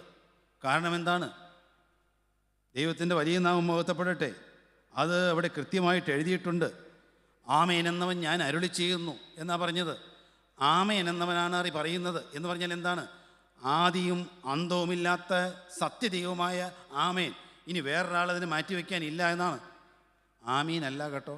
ആമീൻ എന്ന് പറഞ്ഞാൽ നിങ്ങൾക്കറിയാലോ, അങ്ങനെ തന്നെ സത്യമെന്നാണ്. നമ്മൾ ആമീൻ നമ്മൾ കുർബാനയ്ക്ക് മധ്യേ ചെല്ലാറുണ്ടല്ലോ, അല്ലെങ്കിൽ നമ്മുടെ പ്രാർത്ഥനകളിലുണ്ട്. അതല്ല ആമേൻ. ആമേൻ എന്ന് പറയുന്നവൻ അരുളി ചെയ്യുകയാണ്. എന്താണ് അവരോട് ചെയ്തതെന്നറിയാമോ? അവിടെ ആരംഭത്തിൽ എഴുതിയിട്ടുണ്ട്, ഞാൻ നിൻ്റെ പ്രവൃത്തി അറിയാൻ പോകുന്നു. നിൻ്റെ പ്രവൃത്തിയൊക്കെയും ഞാൻ അറിയുകയാണ്. കാരണം ഞാനാണ് നിന്നെ സൃഷ്ടിച്ചത്, നിന്നെ ഉരുവാക്കിയത് ഞാനാണ്, നിൻ്റെ അമ്മയുടെ ഉദരത്തിൽ ഉരുവാക്കിയത് ഞാനാണ്. അതുകൊണ്ട് ഞാൻ നിൻ്റെ പ്രവൃത്തി അറിയുന്നു. എന്നാ അറിഞ്ഞത്? നീ ഒന്നുകിൽ ഉഷ്ണവാനായിരിക്കണം, അല്ലെങ്കിൽ ശീതവാനാകണം. എന്താ അതിൻ്റെ അർത്ഥം എന്നറിയാമോ? നമ്മൾ ഉഷ്ണവാന് ശീതവാൻ എന്ന് പറഞ്ഞ് നമ്മളെപ്പോഴും ഇങ്ങനെ പറയാറുണ്ട്. ഒന്നുകിൽ ഞാൻ ഉഷ്ണവാനായിരിക്കണം, അല്ലെങ്കിൽ ഞാൻ ശീതവാനായിരിക്കണം, അല്ല നീ ശീതോഷ്ണവാനായി നിന്നെ എൻ്റെ വായിൽ നിന്ന് ഉമിഴ്ന്ന് കളയും. വാക്യം നമുക്ക് വളരെ വ്യക്തമായിട്ടറിയാം. എന്താണ് ഈ ഉഷ്ണവാൻ എന്ന് പറഞ്ഞാൽ? ഉഷ്ണവാൻ എന്ന് പറഞ്ഞാൽ രക്ഷിക്കപ്പെട്ടവൻ എന്നർത്ഥം. ശീതവാൻ എന്ന് പറഞ്ഞാൽ രക്ഷിക്കപ്പെടാത്തവൻ എന്നർത്ഥം. രക്ഷിക്കപ്പെടാത്തവനായിരുന്നാൽ ഒരു ഗുണമുണ്ട്, നിന്നെ കർത്താവ് രക്ഷിക്കും. നീ രക്ഷിക്കപ്പെട്ടവനായിരുന്നു എന്ന് പറഞ്ഞാൽ സത്യമല്ല പറയുന്നത്, നീ രക്ഷിക്കപ്പെട്ടവനല്ല. അതുകൊണ്ടാണ് കർത്താവിന് പേടി. നിനക്ക് കണ്ണുകാഴ്ച ഉണ്ട് എന്ന് നീ പറയുന്നു, അവിടെയാണ് നിൻ്റെ പാപം. യോഹന്നാന്റെ സുവിശേഷത്തിലുണ്ട്, ഞാൻ ആ ഭാഗത്തേക്കല്ല പോകുന്നത്. നിനക്ക് കണ്ണുകാഴ്ച ഉണ്ടെന്ന് നീ പറയുന്നതാണ് നിൻ്റെ പാപം. ആക്ച്വലി നീ കുരുടനാണെന്ന് നീ പറഞ്ഞാൽ നിനക്ക് പാപമില്ല മകളെ. നിനക്ക് കണ്ണുകാഴ്ചയില്ല, നിനക്ക് ആത്മീയമായ ഒരു രഹസ്യവും അറിയില്ല, ഒരു മർമ്മവും അറിയില്ല എന്ന് പറഞ്ഞാൽ നിന്നിൽ പാപമില്ല. അനേകം ക്രൈസ്തവരെന്ന് ജീവിക്കുന്നത് എനിക്ക് പാപമില്ല എന്ന് പറഞ്ഞുകൊണ്ടാണ്. എന്നെയൊന്നും ആത്മീയമാരും പഠിപ്പിക്കാൻ വരണ്ട എന്ന് പറഞ്ഞുകൊണ്ടാണ്. എനിക്ക് കണ്ണുകാഴ്ചയുള്ളവനാണ്. ഞങ്ങളുടെ കൂട്ടായ്മയ്ക്ക് കണ്ണുകാഴ്ചയുണ്ട്. ഞാൻ പോകുന്ന ഈ പെരുന്നാളിന് കണ്ണുകാഴ്ചയുണ്ട്. ഞാൻ കഴിക്കുന്ന ഈ നേർച്ചയ്ക്ക് ഞാൻ കണ്ണുകാഴ്ചയോടുകൂടിയാണ് കഴിച്ചത്. ഞാൻ കത്തിച്ചുകൊണ്ടിരിക്കുന്ന മെഴുതിയെല്ലാം ഞാൻ കണ്ണുകാഴ്ചയോടുകൂടിയാണ് കത്തിച്ചത്. ഞാൻ പോകുന്ന ഈ റാസായും ഈ ചെണ്ടയും ഈ നാടകവും പ്രദർശനവും എല്ലാം കണ്ണുകാഴ്ചയുള്ള ആത്മീയ ജീവിതത്തിൻ്റെ അടിസ്ഥാനമാണെന്നാണ് വിചാരിച്ചിരിക്കുന്നത്. നിനക്ക് കണ്ണുകാഴ്ചയില്ല, നീ കണ്ണുകാഴ്ച ഉള്ളവനെന്ന് പറയുന്നതാണ് നിനക്ക് തെറ്റ്. അതുകൊണ്ട് നീ ഉഷ്ണവാനാണ്, രക്ഷിക്കപ്പെട്ടവനാണെന്ന് പറയുന്നതാണ് തെറ്റ്. നീ രക്ഷിക്കപ്പെട്ടവനല്ല എങ്കിൽ രക്ഷിക്കപ്പെടുവാനാണ്, രക്ഷ കൊടുക്കുവാനാണ് ഞാൻ വന്നിരിക്കുന്നത്. അതുകൊണ്ടാണ് ഞാൻ പറഞ്ഞത്, ഞാൻ നിൻ്റെ ഹൃദയത്തിൻ്റെ വാതിൽ ഇന്ന് വൈകുന്നേരം മുട്ടാൻ പോവുകയാണ്. ഇന്ന് ഹൃദയത്തിൻ്റെ വാതിൽ ഞാൻ തുറക്കാൻ പോവുകയാണ്. നിങ്ങൾ വിശ്വസിക്കുന്നുണ്ടോ? അടച്ച അധ്യായങ്ങളെന്ന് തുറക്കാൻ പോവുകയാണ്. ഒരിക്കലും രക്ഷപ്പെടുകയില്ല എന്ന് പറഞ്ഞ പല സംഗതികളിലും ഇന്ന് തീർച്ച വരാൻ പോവുകയാണ്. നിങ്ങളുടെ പല പ്രശ്നങ്ങളിൽ മേലും യേശുവിനെന്ന് തുറക്കേണ്ട സാഹചര്യമുണ്ട്.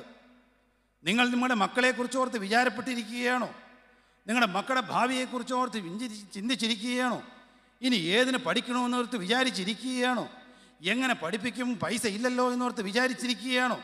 എന്നാൽ യേശുവിനൊരു മാസ്റ്റർ പ്ലാനുണ്ട്. നിങ്ങളുടെ ചിന്ത ഇന്ന് തുറക്കാൻ പോവുകയാണ്. നിങ്ങളുടെ ഹൃദയത്തിൻ്റെ നിലവുകളെ അറിഞ്ഞുകൊണ്ടാണ് യേശു ഇരിക്കുന്നത്. യേശുവിനത് തട്ടി തുറക്കണം. ദൈവത്തിന് സ്തോത്രം. കർത്താവായ യേശു ക്രിസ്തുവിൻ്റെ ബലമുള്ള കരം കർത്താവേ, ഇന്ന് ഈ വൈകുന്നേരം ഈ മധ്യാഹ്ന വേളയിൽ എൻ്റെ ഹൃദയത്തിൻ്റെ ഓടാമ്പലുകൾ, ഞാൻ അറിയാതെ വച്ചിരിക്കുന്ന ചില സാക്ഷികളുണ്ട്, സാക്ഷകൾ ഞാൻ അറിയാതെ ചുമന്നുകൊണ്ട് കിടക്കുന്ന ചില സാക്ഷികളുണ്ട്. ആ സാക്ഷി ഇന്ന് വൈകുന്നേരം തട്ടിത്തറപ്പിക്കണം. ഇരുമ്പോടാമ്പലുകളെ തകർത്തവനാണ് പറയുന്നത്, താമ്രവാതിലുകളെ തകർത്തവനാണ് പറയുന്നത്. അവനൊരു ഉദ്ദേശമുണ്ട്. അവന് നിന്നെ ഇവിടെ കൂട്ടിവരുത്തിയതിനൊരു ഉദ്ദേശമുണ്ട്. നീ എത്രമാത്രം തെന്നിമാറിയാലും സഹോദര സാധിക്കുകയില്ല. കാരണം ഇത് യേശുവിൻ്റെ കണ്ണാണ്. യേശുവിൻ്റെ അഗ്നിജാലയ്ക്കുള്ള കണ്ണുകൾക്ക് മുമ്പിലാണ് നീ ഇരിക്കുന്നത്. ഹൃദയ അന്തരേന്ദ്രിയങ്ങളെ ശോധന ചെയ്യുന്നവൻ്റെയും ഉൾപ്പൂകളെയും ആരായുന്നവൻ്റെ മുമ്പിലാണ് ഇരിക്കുന്നത്. നീ നിൻ്റെ ഹൃദയ വിചാരം ഒപ്പിയെടുത്തുകൊണ്ടിരിക്കുകയാണ്. നീ എത്രമാത്രം പരീശനാണെന്ന് കർത്താവിന് അറിയാം. നീ എത്രമാത്രം ഒരു സാധുക്യനാണെന്നറിയാം. നീ എത്രമാത്രം ദൈവത്തിന് വില കൽപ്പിക്കുന്നില്ലാത്തവനാണെന്നറിയാം. അതുകൊണ്ട് സഹോദര സഹോദരി ഒന്നോർത്തുകൊള്ളുക, ദൈവത്തിൻ്റെ തീഷ്ണതയുള്ള കണ്ണിന് മുമ്പാകെയാണ് ഞാനും നീ നിൽക്കുന്നത്. അവന് നമ്മോട് സമ്പാദിക്കാനുണ്ട്. അവന് നമ്മുടെ ഹൃദയത്തിൻ്റെ ആഴത്തിലേക്ക് ഇറങ്ങി വരുവാനുണ്ട്. അവന് ഹൃദയത്തിൻ്റെ ഓടാമ്പലിൽ നിന്ന് തട്ടിത്തെറിപ്പിക്കാനുണ്ട്. അവന് ഹൃദയത്തിൽ ഇരിപ്പുറപ്പിക്കാനുണ്ട്. സമ്മതിക്കുന്നുണ്ടോ? ദൈവത്തിന് സ്തോത്രം. ദൈവത്തിൻ്റെ വലിയ നാമം മഹത്വപ്പെടട്ടെ. അതുകൊണ്ട് സഹോദരങ്ങളെ, നാം ആരും ഇങ്ങനെ പ്രാകൃത മനുഷ്യനെ പോലെ ഈ ഭൂമിയിൽ ജീവിക്കരുത്. പ്രാകൃത മനുഷ്യരായിട്ട് ആത്മീയ ഗോളത്തിൽ അനേകം പേരുണ്ട്, ക്രൈസ്തവ ഗോളത്തിലുണ്ട് പ്രാകൃത മനുഷ്യർ. ഇതെല്ലാം പറഞ്ഞേക്കണ കാര്യങ്ങളാണ്.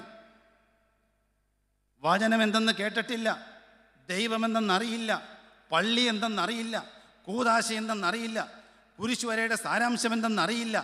വെറുതെ നെറ്റിയിൽ നിന്ന് നെഞ്ചിലേക്ക് എടുത്തു വയ്ക്കുന്നു. ഒന്നും അറിയില്ല. എട്ടും പൊട്ടും തിരിയാതെ പ്രാകൃത മനുഷ്യനായി ജീവിക്കുന്നവർ, അവർക്ക് ദൈവത്തിൻ്റെ വചനം പറഞ്ഞു കൊടുക്കുന്നുള്ള സംവിധാനം ഇവിടെ ഇല്ല. ആ സംവിധാനങ്ങളെല്ലാം കാറ്റിൽ പറത്തി കളഞ്ഞു. പ്രാകൃത മനുഷ്യരുണ്ട്. ദൈവത്തിന് സ്തോത്രം. കൊരിന്ത്യർക്കെഴുതിയ 1-ാമത്തെ ലേഖനം 2-ാം അധ്യായം 14-ാം വാക്യത്തിലാണത്. അതിനുശേഷം വീണ്ടും കൊരിന്ത്യർക്കെഴുതിയ 1-ാം ലേഖനം 3-ാം അധ്യായം 3-ാം വാക്യത്തിലേക്ക് വരുമ്പോൾ നമുക്കവിടെ ജഡീക മനുഷ്യനെ കാണാൻ പറ്റും. ഈ ലോകത്തിൻ്റെ കാലഗതി അനുസരിച്ച് മാത്രം ജീവിക്കുന്ന ജഡീക മനുഷ്യർ, ഉണ്ടു ഉറങ്ങി കുളിച്ചു തോർത്തി അങ്ങനെ പോകുന്ന ജഡീക മനുഷ്യർ, ജഡത്തിൻ്റെ ഇച്ഛയ്ക്കനുസൃതമായി മാത്രം ജീവിക്കുന്ന ജഡീക മനുഷ്യർ, ജഡത്തെ രാഗമോഹങ്ങളോടുകൂടെ ക്രൂശിക്കുക എന്ന് പറയുന്നത് ഒരിക്കൽ പോലും കേട്ടിട്ടില്ല, അനുവർത്തിച്ചിട്ടില്ലാത്ത ജഡീക മനുഷ്യരായി ജീവിക്കുന്നവർ. ദൈവത്തിന് സ്തോത്രം. എന്നാൽ ആത്മീയ മനുഷ്യരുമുണ്ട്. കൊരിന്ത്യർക്കെഴുതിയ ലേഖനം 1-ാമത്തെ കൊരിന്ത്യർക്ക് ലേഖനം 2-ാം അധ്യായം 15-ാം വാക്യത്തിലാണ് ആത്മീയ മനുഷ്യനെ കുറിച്ച് പറയുന്നത്. അവൻ ലജ്ജയായതിൽ മാനം തോന്നാത്ത മനുഷ്യനാണ്. ദൈവത്തിന് സ്തോത്രം. അവന് ജഡത്തെ രാഗമോഹത്തോടുകൂടി ക്രൂശിക്കുവാനാണ് ആഗ്രഹം. അവൻ അയ്യോ അരിഷ്ട മനുഷ്യനെന്ന് പറഞ്ഞുകൊണ്ട് കരയുന്ന മനുഷ്യനാണ്. കർത്താവെ, ഞാൻ പാപിയാണല്ലോ എന്ന് ഓർത്ത് പറഞ്ഞ് യേശുവിൻ്റെ പാദപീഠത്തിൽ സാഷ്ടാംഗം വീഴുന്നവനാണ് ആത്മീയ മനുഷ്യൻ. അല്ലാതെ എന്നെ പോലെ പ്രസംഗിക്കുന്നവനല്ല കേട്ടോ. പാട്ട് പാടുന്നവനോ എന്നെ പോലെ പ്രസംഗിക്കുന്നവനോ ഒന്നും അല്ല ആത്മീയ മനുഷ്യൻ. ഒരു മനുഷ്യൻ്റെ ആത്മീയ ജീവിതം ആത്മീയനെന്ന് പറഞ്ഞ് തുടങ്ങുന്നത് എവിടെയെന്നറിയാമോ? ആ മനുഷ്യൻ്റെ ലോകവും സ്വയവും ജഡവും എവിടെയോ അസ്തമിക്കുന്നു. എവിടെ ഒരു മനുഷ്യൻ്റെ സ്വയവും ജഡവും ലോകവും ഒരു വാനിഷിംഗ് പോയിന്റ് അഥവാ ഒരു അസ്തമയ ബിന്ദുവിലേക്ക് എത്തുന്നുവോ അവിടെയാണ് ആത്മീയ ജീവിതത്തിൻ്റെ ഫസ്റ്റ് സ്റ്റാർട്ടിംഗ് പോയിന്റ് ആരംഭിക്കുന്നതെന്ന് പറയും. അങ്ങനെയാണ് ആർക്കാ ആത്മീയ ജീവിതം തുടങ്ങിയേക്കണത്? ആത്മീയ ജീവിതം തുടങ്ങണമെങ്കിൽ ഒരു മനുഷ്യൻ്റെ സ്വയം തീരണം, ജഡം ക്രൂശിക്കപ്പെടണം, അവൻ്റെ ലോകം അവസാനിക്കണം. അപ്പോഴാണ് ഈ ആത്മീയ ജീവിതം തുടങ്ങണത്. നമ്മൾ നല്ല കൂട്ടായ്മക്കാരൊക്കെ എന്ന് പറഞ്ഞാലൊന്നും ആത്മീയ ജീവിതം തുടങ്ങൂല. ഇപ്പോഴാണ് ദേവദാസൻ അതാ പറഞ്ഞു നിർത്തിയത്. ദൈവത്തിൻ്റെ വലിയ നാമം മഹത്വപ്പെടട്ടെ. കോസ്റ്റ് കൊടുത്ത് നിൽക്കണം സഹോദരങ്ങളെ. ഞാനും നിങ്ങളും കോസ്റ്റ് കൊടുക്കണം. യേശുവിനോടുകൂടെ ബന്ധിക്കപ്പെടണമെങ്കിൽ, യേശുവിൻ്റെ കരം പിടിക്കണമെങ്കിൽ, യേശുവിന് വേണ്ടി ഹൃദയത്തിൻ്റെ വാതിൽ മാറ്റി തുറന്ന് യേശുവിനെ പ്രതിഷ്ഠിക്കണമെങ്കിൽ വില കൊടുത്തുള്ളൊരു ആത്മീയ ജീവിതം വേണം. അതിന് ഞാനും നിങ്ങളും തയ്യാറാവണം. അതാണ് നമ്മുടെ പ്രിൻസിപ്പിൾ. അതിനാണ് നമ്മളിവിടെ കൂടിയിരിക്കുന്നത്. ദൈവത്തിൻ്റെ വലിയ നാമം മഹത്വപ്പെടട്ടെ. ദൈവത്തിന് സ്തോത്രം. സഹോദരങ്ങളെ, പറയുകയാണ് നീ നിർഭാഗ്യവാനാണ്. നീ പറയുകയാണ് നീ സമ്പന്നനെന്ന് പറഞ്ഞു. നീ പറയുക എനിക്ക് ഒന്നിനും മുട്ടില്ലാത്തവനാണ്. നീ ഭാഗ്യവാനാണെന്നാണ് പറയുന്നത്. ക്രൈസ്തവൻ പറയുന്നു ഞാൻ ഭാഗ്യവാനാണ്. ഇപ്പം എത്രയോ ആൾക്കാർ പറയുന്നുണ്ടല്ലോ, ഓ ഭാഗ്യമരണമായിട്ടു. അപ്പുറത്തെ അച്ചായൻ മരിച്ചത് ഭാഗ്യമരണമായിരുന്നു. എന്താ കാര്യം? അമ്മച്ചി അറിഞ്ഞില്ലേ? അപ്പുറത്തെ അച്ചായൻ ഒറ്റ മക്കളെ പോലും ബുദ്ധിമുട്ടിച്ചില്ല. ഒരു മക്കളുടെ പോലും കഞ്ഞി കുടിക്കേണ്ട വന്നിട്ടില്ല. ഒരു മക്കളുടെ പോലും കൈ നീട്ടേണ്ട വന്നിട്ടില്ല. അതായിരുന്നു ഭാഗ്യമരണമെന്ന്. സഹോദര, മക്കളുടെ കഞ്ഞി കുടിച്ച് മരിക്കാൻ പറ്റിയില്ല എന്നുള്ളതല്ല ഭാഗ്യമരണം എന്ന് പറയുന്നത്. കൂടുതൽ തിരുമേനിമാർ വന്ന് അടക്കി എന്നുള്ളതല്ല ഭാഗ്യമരണം. അല്ല പെട്ടെന്ന് തന്നെ മരിച്ചുപോയി എന്നുള്ളതല്ല ഭാഗ്യമരണം. അല്ല കുറേ കാലം രോഗശയ്യയിൽ കിടന്നു, ഈ ദേവദാസന്മാരൊക്കെ കുറേ പേര് വന്ന് പ്രാർത്ഥിച്ചു, ആ ആത്മാവിൽ സ്തുതിച്ചു എന്ന് പറയുന്നു അല്ല ഭാഗ്യമരണം.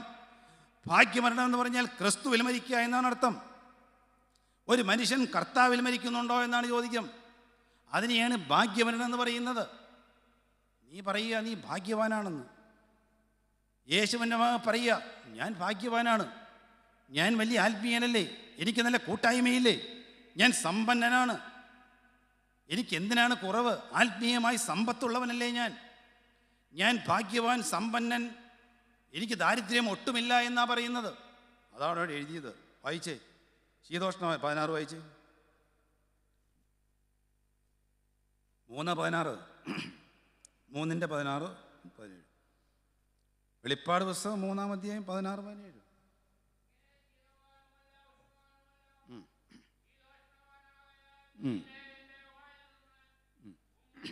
അതെ, 17-ാമത്തെ വായിക്കും. ആ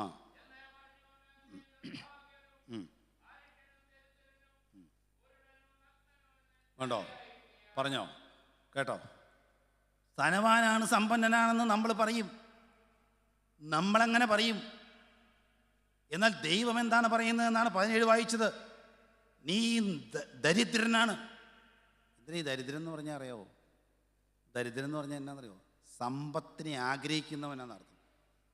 സമ്പത്തില്ലാത്തവനാണ് നമ്മൾ വിചാരിച്ചേക്കണേ. അല്ല, സമ്പത്തില്ലാത്തവനെ ദരിദ്രൻ എന്നല്ല വിളിക്കേണ്ടത്. സമ്പത്തിനെ ആരാഗ്രഹിക്കുന്നോ അവനാണ് ദരിദ്രൻ ദൈവത്തിൻ്റെ മുമ്പാകെ.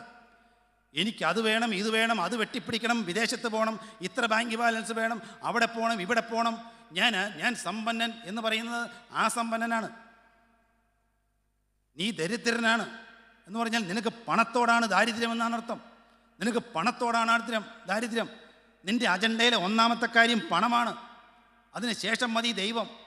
ദൈവത്തെ ഇപ്പോൾ താഴെ വെച്ചിട്ട് പണത്തെ മുകളിൽ കയറ്റി വെച്ചു. സഹോദരങ്ങളെ, ഇത് ആത്മീയ ജീവിതമല്ല.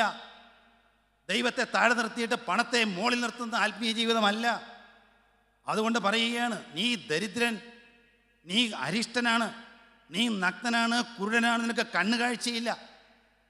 അതിനെന്ത് ചെയ്യണം? എന്ത് ചെയ്യണമെന്ന് അവിടെ വീണ്ടും എഴുതിയേക്കണത്. 18 വായിച്ചേ.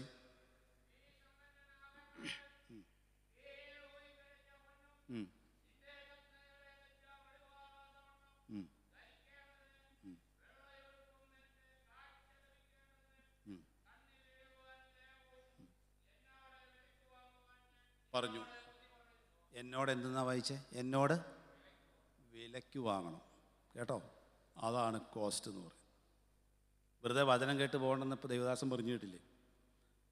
എന്നോട് നീ ദാരിദ്ര്യം മാറ്റണമെങ്കിലും, നീ സമ്പന്നനാകുവാനും, നീ ദാരിദ്ര്യത്തിൽ നിന്ന് ഒഴിവാകുവാനും, നീ നിൻ്റെ അരിഷ്ടത മാറുവാനും, നിനക്ക് കണ്ണിൽ കാഴ്ച കിട്ടുവാനും, കുരുടത മാറി നിനക്ക് യഥാർത്ഥ ആത്മീയ കാഴ്ച കിട്ടുവാനും നീ എന്നോട് ബുദ്ധി വിലയ്ക്ക് വാങ്ങണം.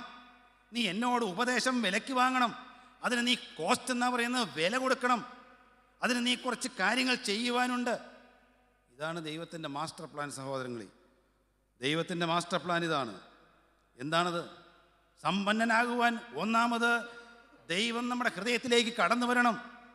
യേശു നമ്മുടെ ഹൃദയത്തിലേക്ക് കടന്നു വരണം, എന്നാലാണ് സമ്പന്നനാകുന്നത്. അതുകൊണ്ടാണ് യേശു നമ്മുടെ ഹൃദയത്തിൻ്റെ വാതിൽ മുട്ടിക്കൊണ്ടിരിക്കുന്നതെന്ന് പറയുന്നത്. ഇത് നമ്മുടെ ദൈവത്തിൻ്റെ പ്ലാനും പദ്ധതിയാണ്. ദൈവത്തിൻ്റെ പ്ലാൻ ഇതാണ്. എന്നാൽ സഹോദരങ്ങളെ, ഈ പ്ലാനിനെതിരെ യേശുക്രിസ്തു ഹൃദയത്തിൻ്റെ വാതിൽ മുട്ടി തുറക്കാൻ പറ്റാത്ത സാഹചര്യത്തിൽ അനേകമായ നാം ഇവിടെ തമ്പടിച്ചിരിക്കുകയാണ്. ആത്മീയകോളത്തിലെ ക്രൈസ്തവർ തമ്പടിച്ചിരിക്കുകയാണ്. യേശുവിന് മുന്നോട്ട് പോകാൻ പറ്റുന്നില്ല. യേശുവിന് ഹൃദയവാതിൽ തുറന്നു പോകാൻ പറ്റുന്നില്ല. കാരണം എന്തായിരിക്കാം? നോഹ എന്നിട്ട് ആദ്യം പറത്തിവിട്ട എന്തായിരുന്നു? എന്നിട്ട് പ്രാവിനെ പറത്തിവിട്ട് ഇപ്പോൾ പിന്നീട് പ്രാവ് പറത്തിവിട്ടില്ലേ? അതിനുശേഷം പ്രാവ് തിരിച്ചു വന്നായിരുന്നോ? തിരിച്ചു വന്നു. എന്തുകൊണ്ടാണ് വന്നേ? ചെളി ഉള്ളതുകൊണ്ടാണ്. പരിശുദ്ധാത്മാവിന് ചെളിയുള്ളിടത്ത് നിൽക്കാൻ പറ്റുകയില്ല. ഹൃദയത്തിൻ്റെ ചെളി ഉണ്ടെങ്കിൽ പരിശുദ്ധാത്മാവിൽ നിൽക്കാൻ പറ്റുകയില്ല. ശുശ്രൂഷ നടത്താൻ പറ്റും. ആത്മാവ് വ്യാപരിച്ചു എന്ന് പറയാം. എന്നിൽ ആത്മാവ് വേണോ? എല്ലാവർക്കും പരിശുദ്ധാത്മാവ് കിട്ടിയിരുന്നു. പരിശുദ്ധാത്മാവ് സഹോദര ചെളി ഉണ്ടെങ്കിൽ അവിടെ നിൽക്കുകയില്ല. നിന്റെ ജീവിതത്തിൽ ചെളിയും കറയും കളങ്കവും ഉണ്ടെങ്കിൽ അവിടെ പരിശുദ്ധാത്മാവ് നിൽക്കുകയില്ല. അത് വിശുദ്ധമായവാണ്. അവിടെ ഒരു അശുദ്ധനും കടക്കുകയില്ല. വിശുദ്ധമായ ആത്മാവാണ്. ഇതാ ഞാൻ പോകുന്നു, കാര്യസ്ഥനെ ഇവിടത്തേക്ക് തരികയാണ്. ആ കാര്യസ്ഥനാണ് ഇവിടെ ഇത് നടത്താൻ പോകുന്നത്. അത് പരിശുദ്ധാത്മാവാണ്. അതുകൊണ്ട് യേശുക്രിസ്തുവിൻ്റെ ആത്മാവിന് ഉള്ളിലേക്ക് കടക്കാൻ പറ്റുന്നില്ല. ഒന്നാമത്തെ കുറ്റി പാപത്തിൻ്റെ കുറ്റിയാണ്. പാപത്തിൻ്റെ കുറ്റി. ദൈവത്തിന് സ്തോത്രം. പാപമെന്ന് പറയുന്നത് ഒരു സാത്താന്യ അസ്ത്രമാണ് സഹോദരങ്ങളെ. പാപം അത് എയ്തുകൊണ്ടിരിക്കുകയാണ് സാത്താൻ. ഓരോ മനുഷ്യജീവനെയും ഏത് സമയത്തും കീഴടക്കുവാൻ വേണ്ടി സാത്താൻ ഇങ്ങനെ അസ്ത്രം എയ്തുകൊണ്ടിരിക്കുകയാണ്. ഏത് സമയത്താണെന്നറിയില്ല, അസ്ത്രങ്ങൾ എയ്തുകൊണ്ടിരിക്കുകയാണ്. എന്നാൽ ചില അസ്ത്രങ്ങളൊക്കെ വേദനിക്കും. കാരണം അസ്ത്രം കൊള്ളുമ്പോൾ വേദനിക്കും. അസ്ത്രം എന്ന് പറഞ്ഞാൽ എന്താണെന്ന് അറിയില്ലേ? ആമ്പ് കൊള്ളുമ്പോൾ വേദനിക്കും. ചോര വരും, വേദനിക്കുന്നു. അയ്യോ ദൈവമേ എന്നൊക്കെ വിളിക്കുന്നു. എന്നാൽ ചില അസ്ത്രം കൊള്ളുമ്പോൾ മിണ്ടില്ല. ചില അസ്ത്രം കൊള്ളുമ്പോൾ ഒരു സഹോദരിമാരും മിണ്ടില്ല, സഹോദരന്മാരും മിണ്ടില്ല. പോന്നോട്ടെ എന്നാ പറഞ്ഞത്. അതിനെന്തെന്നാ പറഞ്ഞത്? ചിത്രകഥ വായിച്ചിട്ടുണ്ടെങ്കിൽ നിങ്ങൾക്കറിയാം. എന്തെന്നാ പറഞ്ഞേ? കൊച്ചങ്കറിയാം. അത് പുഷ്പശരം എന്ന് പറയും. പുഷ്പശരം എന്ന് പറഞ്ഞാൽ എന്താണ്? അതിൻ്റെ എൻഡിൽ എന്താ ഉള്ളത്? അമ്പിന് മൂർച്ചയുള്ള സാധനമല്ലേ അമ്പെന്ന് പറഞ്ഞത്. അതിൻ്റെ എൻഡിൽ എന്തായിരിക്കും? പുഷ്പം എന്ന് പറഞ്ഞാൽ എന്താ? പൂവ്.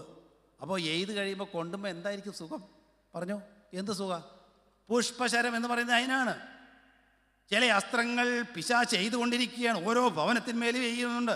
പക്ഷേ ആ ഭവനത്തിൽ നിന്ന് മനസ്സിലാകുന്നില്ല അത് പുഷ്പശരമായിട്ട് പോന്നോട്ടെ പോന്നോട്ടെ എന്നാണ് പറയുന്നത്.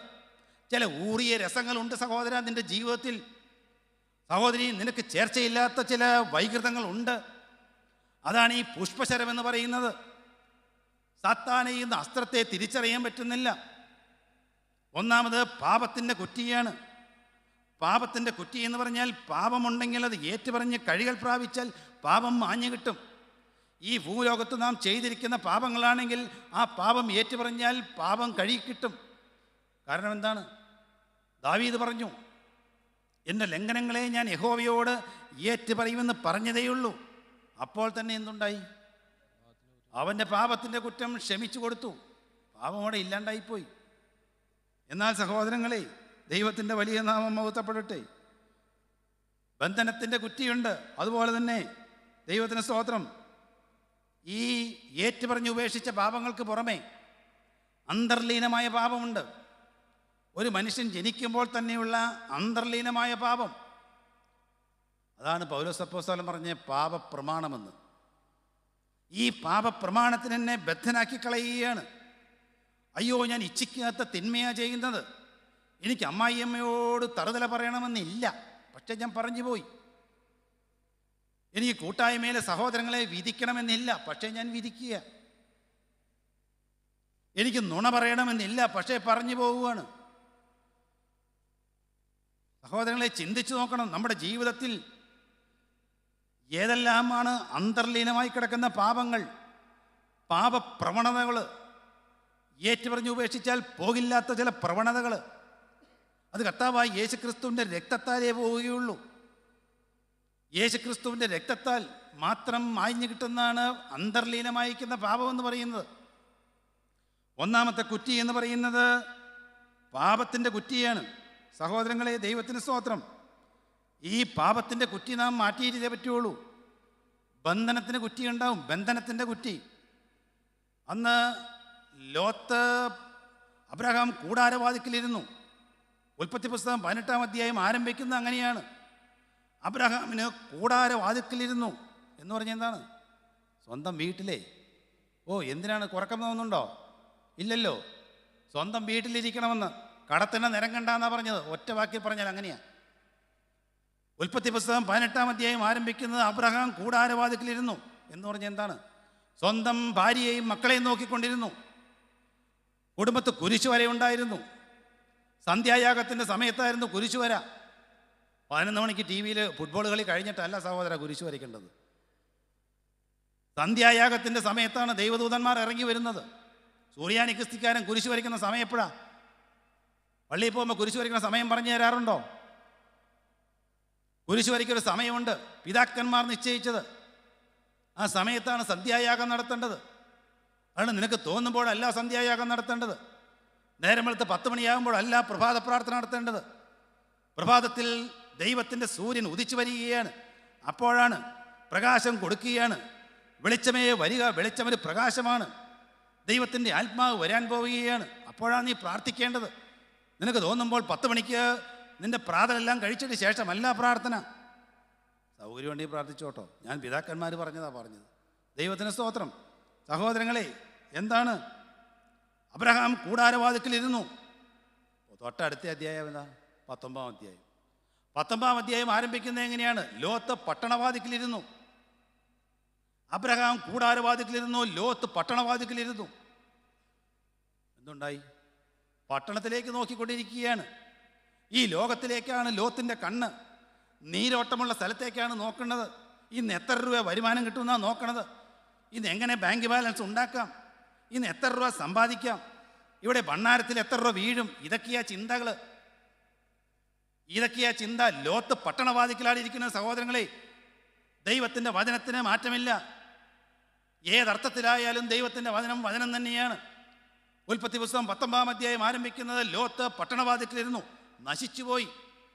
ലോത്തും ലോത്തിൻ്റെ തലമുറകളും നശിച്ചുപോയി. അമോന്യരും മോവാബ്യരും ഒരു നാളും ദൈവത്തിൻ്റെ സഭയിൽ പ്രവേശിക്കുന്ന ദൈവത്തിൻ്റെ ശാപമുണ്ടായി. നിങ്ങൾക്ക് ഏത് വാതിക്കലാണ് ഇരിക്കേണ്ടത്?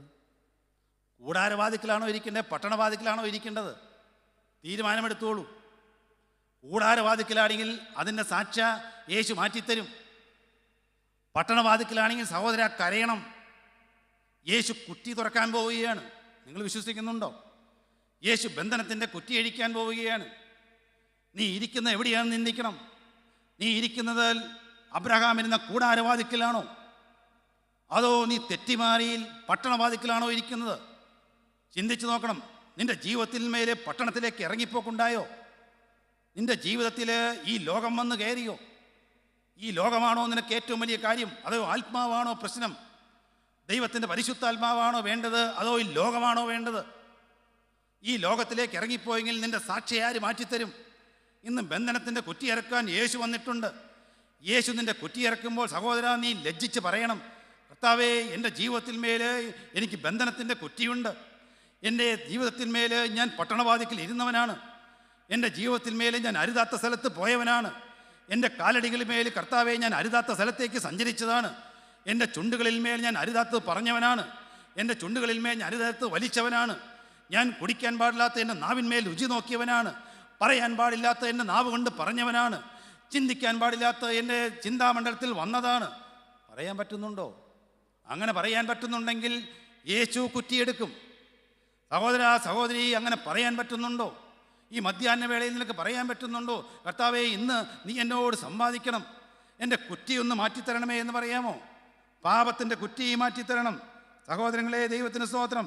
ദൈവത്തിൻ്റെ വലിയ നാമം മഹത്വപ്പെടട്ടെ. ദൈവത്തിന് സ്തോത്രം. എന്തുണ്ടായി? മരണത്തിൻ്റെ കുറ്റിയുണ്ട്. മരണത്തിൻ്റെ കുറ്റി യേശു മാറ്റിക്കൊടുത്തു.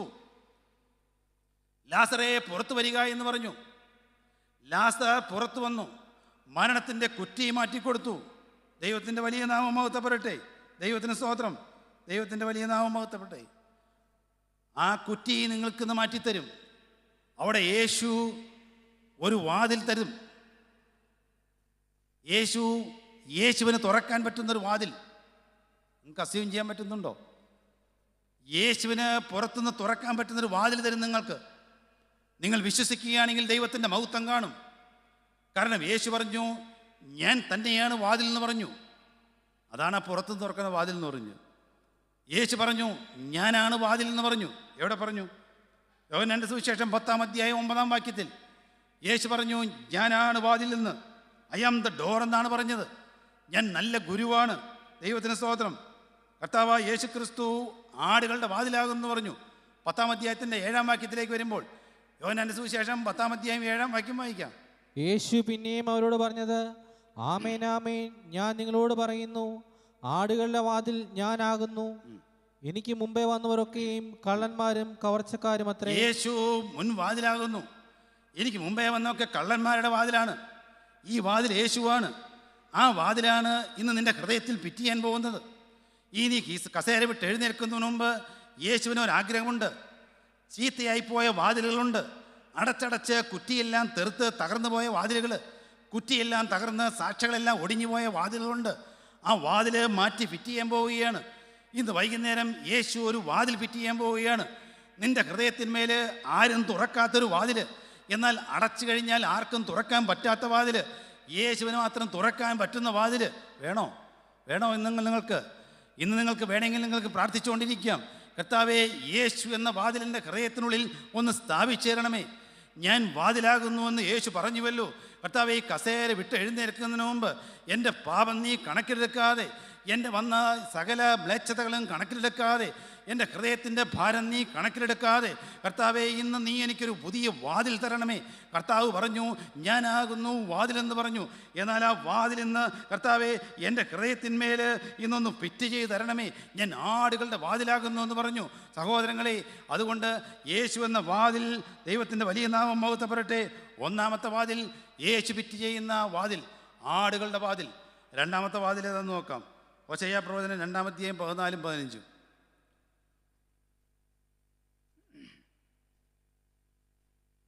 ഹോശയ്യാ പ്രവചനം 2-ാം അധ്യായത്തിൻ്റെ 14-15 ഒന്ന് വായിക്കാം.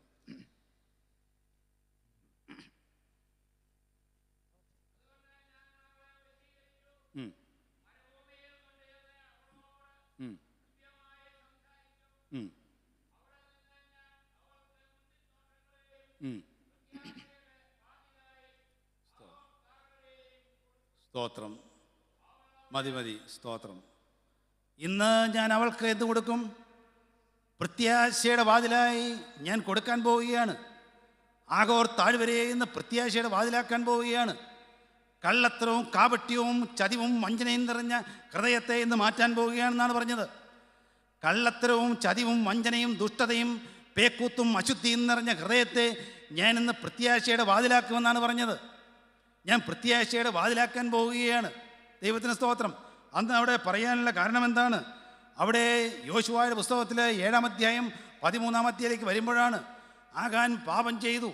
ഒരാൾ പാപം ചെയ്ത് ആഗോർ താഴ്വര നശിച്ചുപോയി. ഒരാളുടെ പാപം കൊണ്ട് ആഗോർ താഴ്വര തകർന്നുപോയി. ആകാൻ ഒരാൾ പാപം ചെയ്തു. അവൻ ശപഥാർത്ഥ വസ്തുക്കൾ പലതും എടുത്ത് തൻ്റെ സാമാനങ്ങളുടെ അടിയിൽ ഒളിപ്പിച്ചു വെച്ചു. അത് എടുക്കരുതെന്ന് ദൈവം പറഞ്ഞതാണ്. അത് ദൈവത്തിന് നിവേദിക്കപ്പെട്ടതാണെന്ന് പറഞ്ഞതാണ്. എന്നാൽ അവന് മോഷ്ടിച്ചു കൊണ്ടുപോയി. ആ പാപം കാരണം ഇസ്രായേൽ ജനം തോറ്റു തുന്നം പാടിപ്പോയി. അവർക്ക് ജയിക്കാൻ പറ്റിയില്ല. സഹോദര, ശാപം നിങ്ങളുടെ ഇടയിലുണ്ട്. അതാണ് ജയിക്കാത്തതിന് കാരണം. സഹോദരങ്ങളെ, നമ്മുടെ ജീവിതത്തിൽ അസമാധാനം വരുന്നുവെങ്കിൽ അതിന് കാരണമുണ്ട്. ജീവിതത്തിൽ വിജയമില്ലെങ്കിൽ അതിന് കാരണമുണ്ട്. വാതിൽ തകർന്നു പോയെങ്കിൽ അതിന് കാരണമുണ്ട്. ജീവിതം തകർന്നു പോയെങ്കിൽ അതിന് കാരണമുണ്ട്. കാരണം എന്താണ്? കാരണം ശാപമായിരുന്നു. ശാപം കിടക്കുകയായിരുന്നു. നിന്റെ നിലവിൽ നിന്ന് ശാപം മാറ്റണമെന്ന് പറഞ്ഞു. അങ്ങനെ ദൈവത്തിൻ്റെ വലിയ നാമം മഹത്വപ്പെട്ടെ ആകാൻ പാപമേറ്റു പറഞ്ഞു. യോശുവയുടെ പുസ്തകം 7-ാം അധ്യായം 21 വാക്യത്തിൽ ആകാൻ പാപമേറ്റു പറഞ്ഞു. അപ്പോൾ യോശുവയുടെ പുസ്തകം 7-ാം അധ്യായം 26 വരുമ്പോൾ പാപം യഹോവയുടെ ഉഗ്രകോപം മാറിപ്പോയി എന്ന യഹോവയുടെ ഉഗ്രകോപം മാറിപ്പോയി. അവിടെ പ്രത്യാശയുടെ വാതിൽ തുറന്നു വരുന്നു. പ്രത്യാശയുടെ വാതിൽ.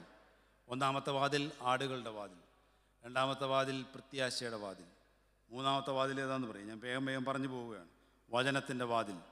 കൊലോസ്യ ലേഖനം 4-ാം അധ്യായത്തിൻ്റെ 3-ാം വാക്യം. മൂന്നാമത്തെ വാതിൽ വചനത്തിൻ്റെ വാതിൽ. കൊലോസ്യ ലേഖനം 4-ാം അധ്യായം 3-ാം വാക്യം.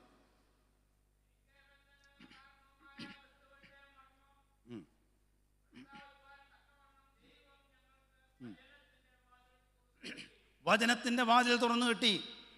അനേകർക്ക് കിട്ടാത്തൊരു സൗഭാഗ്യം ഇന്ന് നിങ്ങൾക്ക് ഓരോരുത്തർക്കും കിട്ടി. നിങ്ങളുടെ കുടുംബങ്ങളിന്മേൽ കിട്ടി, ഇടവകയിൽ കിട്ടി.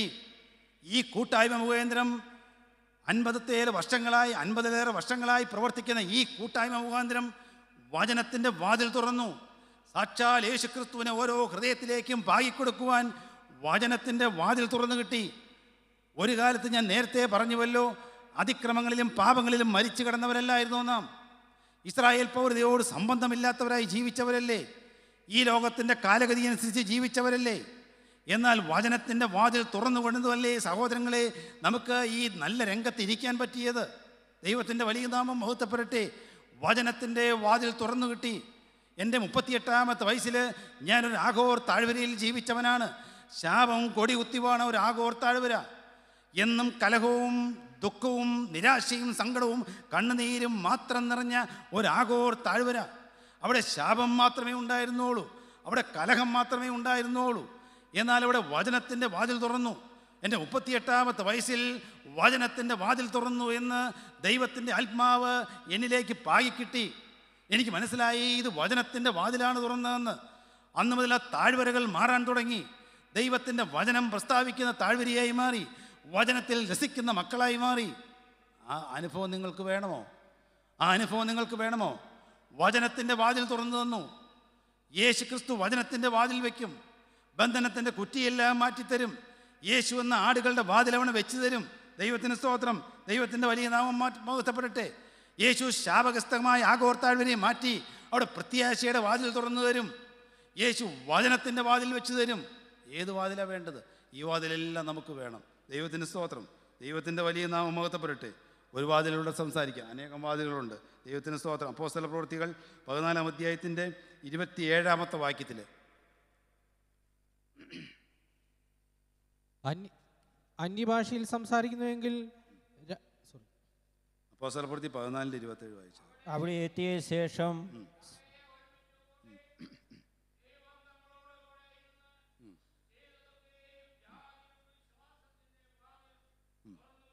വിശ്വാസത്തിൻ്റെ വാതിൽ. അടുത്ത വാതിൽ വിശ്വാസത്തിൻ്റെ വാതിലാണ്. സഹോദരങ്ങളെ, വിശ്വാസം വരുന്നുണ്ടോ? യേശുവിൻ്റെ വചനമാണ് ഞാൻ കേൾക്കുന്നത്. എനിക്ക് തിരുത്തുവാനുണ്ട്. എനിക്ക് ബോധ്യപ്പെട്ടു, കർത്താവേ, ഈ ജീവിതം പോയാൽ ഞാൻ നിത്യനരകത്തിലേക്കേ പോവുകയുള്ളൂ. കർത്താവേ, എനിക്ക് ആത്മാവ് നഷ്ടപ്പെട്ടുകൊണ്ടിരിക്കുകയാണ്. ആത്മാവിന് മങ്ങലുണ്ടായി പോവുകയാണ്. ഒരു കാലത്ത് എനിക്ക് ആത്മാവിൽ പ്രശോഭിച്ചായിരുന്നു ഇരുന്നത്. എന്നാൽ തിരിയെല്ലാം കെട്ടുപോയത് ഞാൻ മനസ്സിലാക്കിയില്ല. കർത്താവേ, ഇന്ന് നീ തിരി തെളിച്ചു തരണമേ. ഇന്ന് പ്രത്യാശയുടെ വാതിൽ തുറന്നു തരുമല്ലോ. ഇന്ന് വചനത്തിൻ്റെ വാതിൽ തുറന്നു തരുമല്ലോ. ഇന്ന് ആടുകളുടെ വാതിൽ തുറന്നു തരുമല്ലോ. കർത്താവേ, ഇന്ന് ആ വിശ്വാസം എനിക്ക് വർദ്ധിപ്പിച്ചു തരണേ. കർത്താവേ, ആ രൂഢമൂലമായ വിശ്വാസം, അവൻ്റെ പുത്രനായ യേശു ക്രിസ്തുവിൻ്റെ രക്തം എൻ്റെ സകല പാപവും മാറ്റിത്തരുമെന്നുള്ള ആ വിശ്വാസത്തിനാണ് കർത്താവേ ഇന്ന് ഞാൻ വന്നിരിക്കുന്നത്. ആ വിശ്വാസത്തിൻ്റെ വാതിൽ എനിക്കൊന്ന് തുറന്നു തരണമേ കർത്താവേ.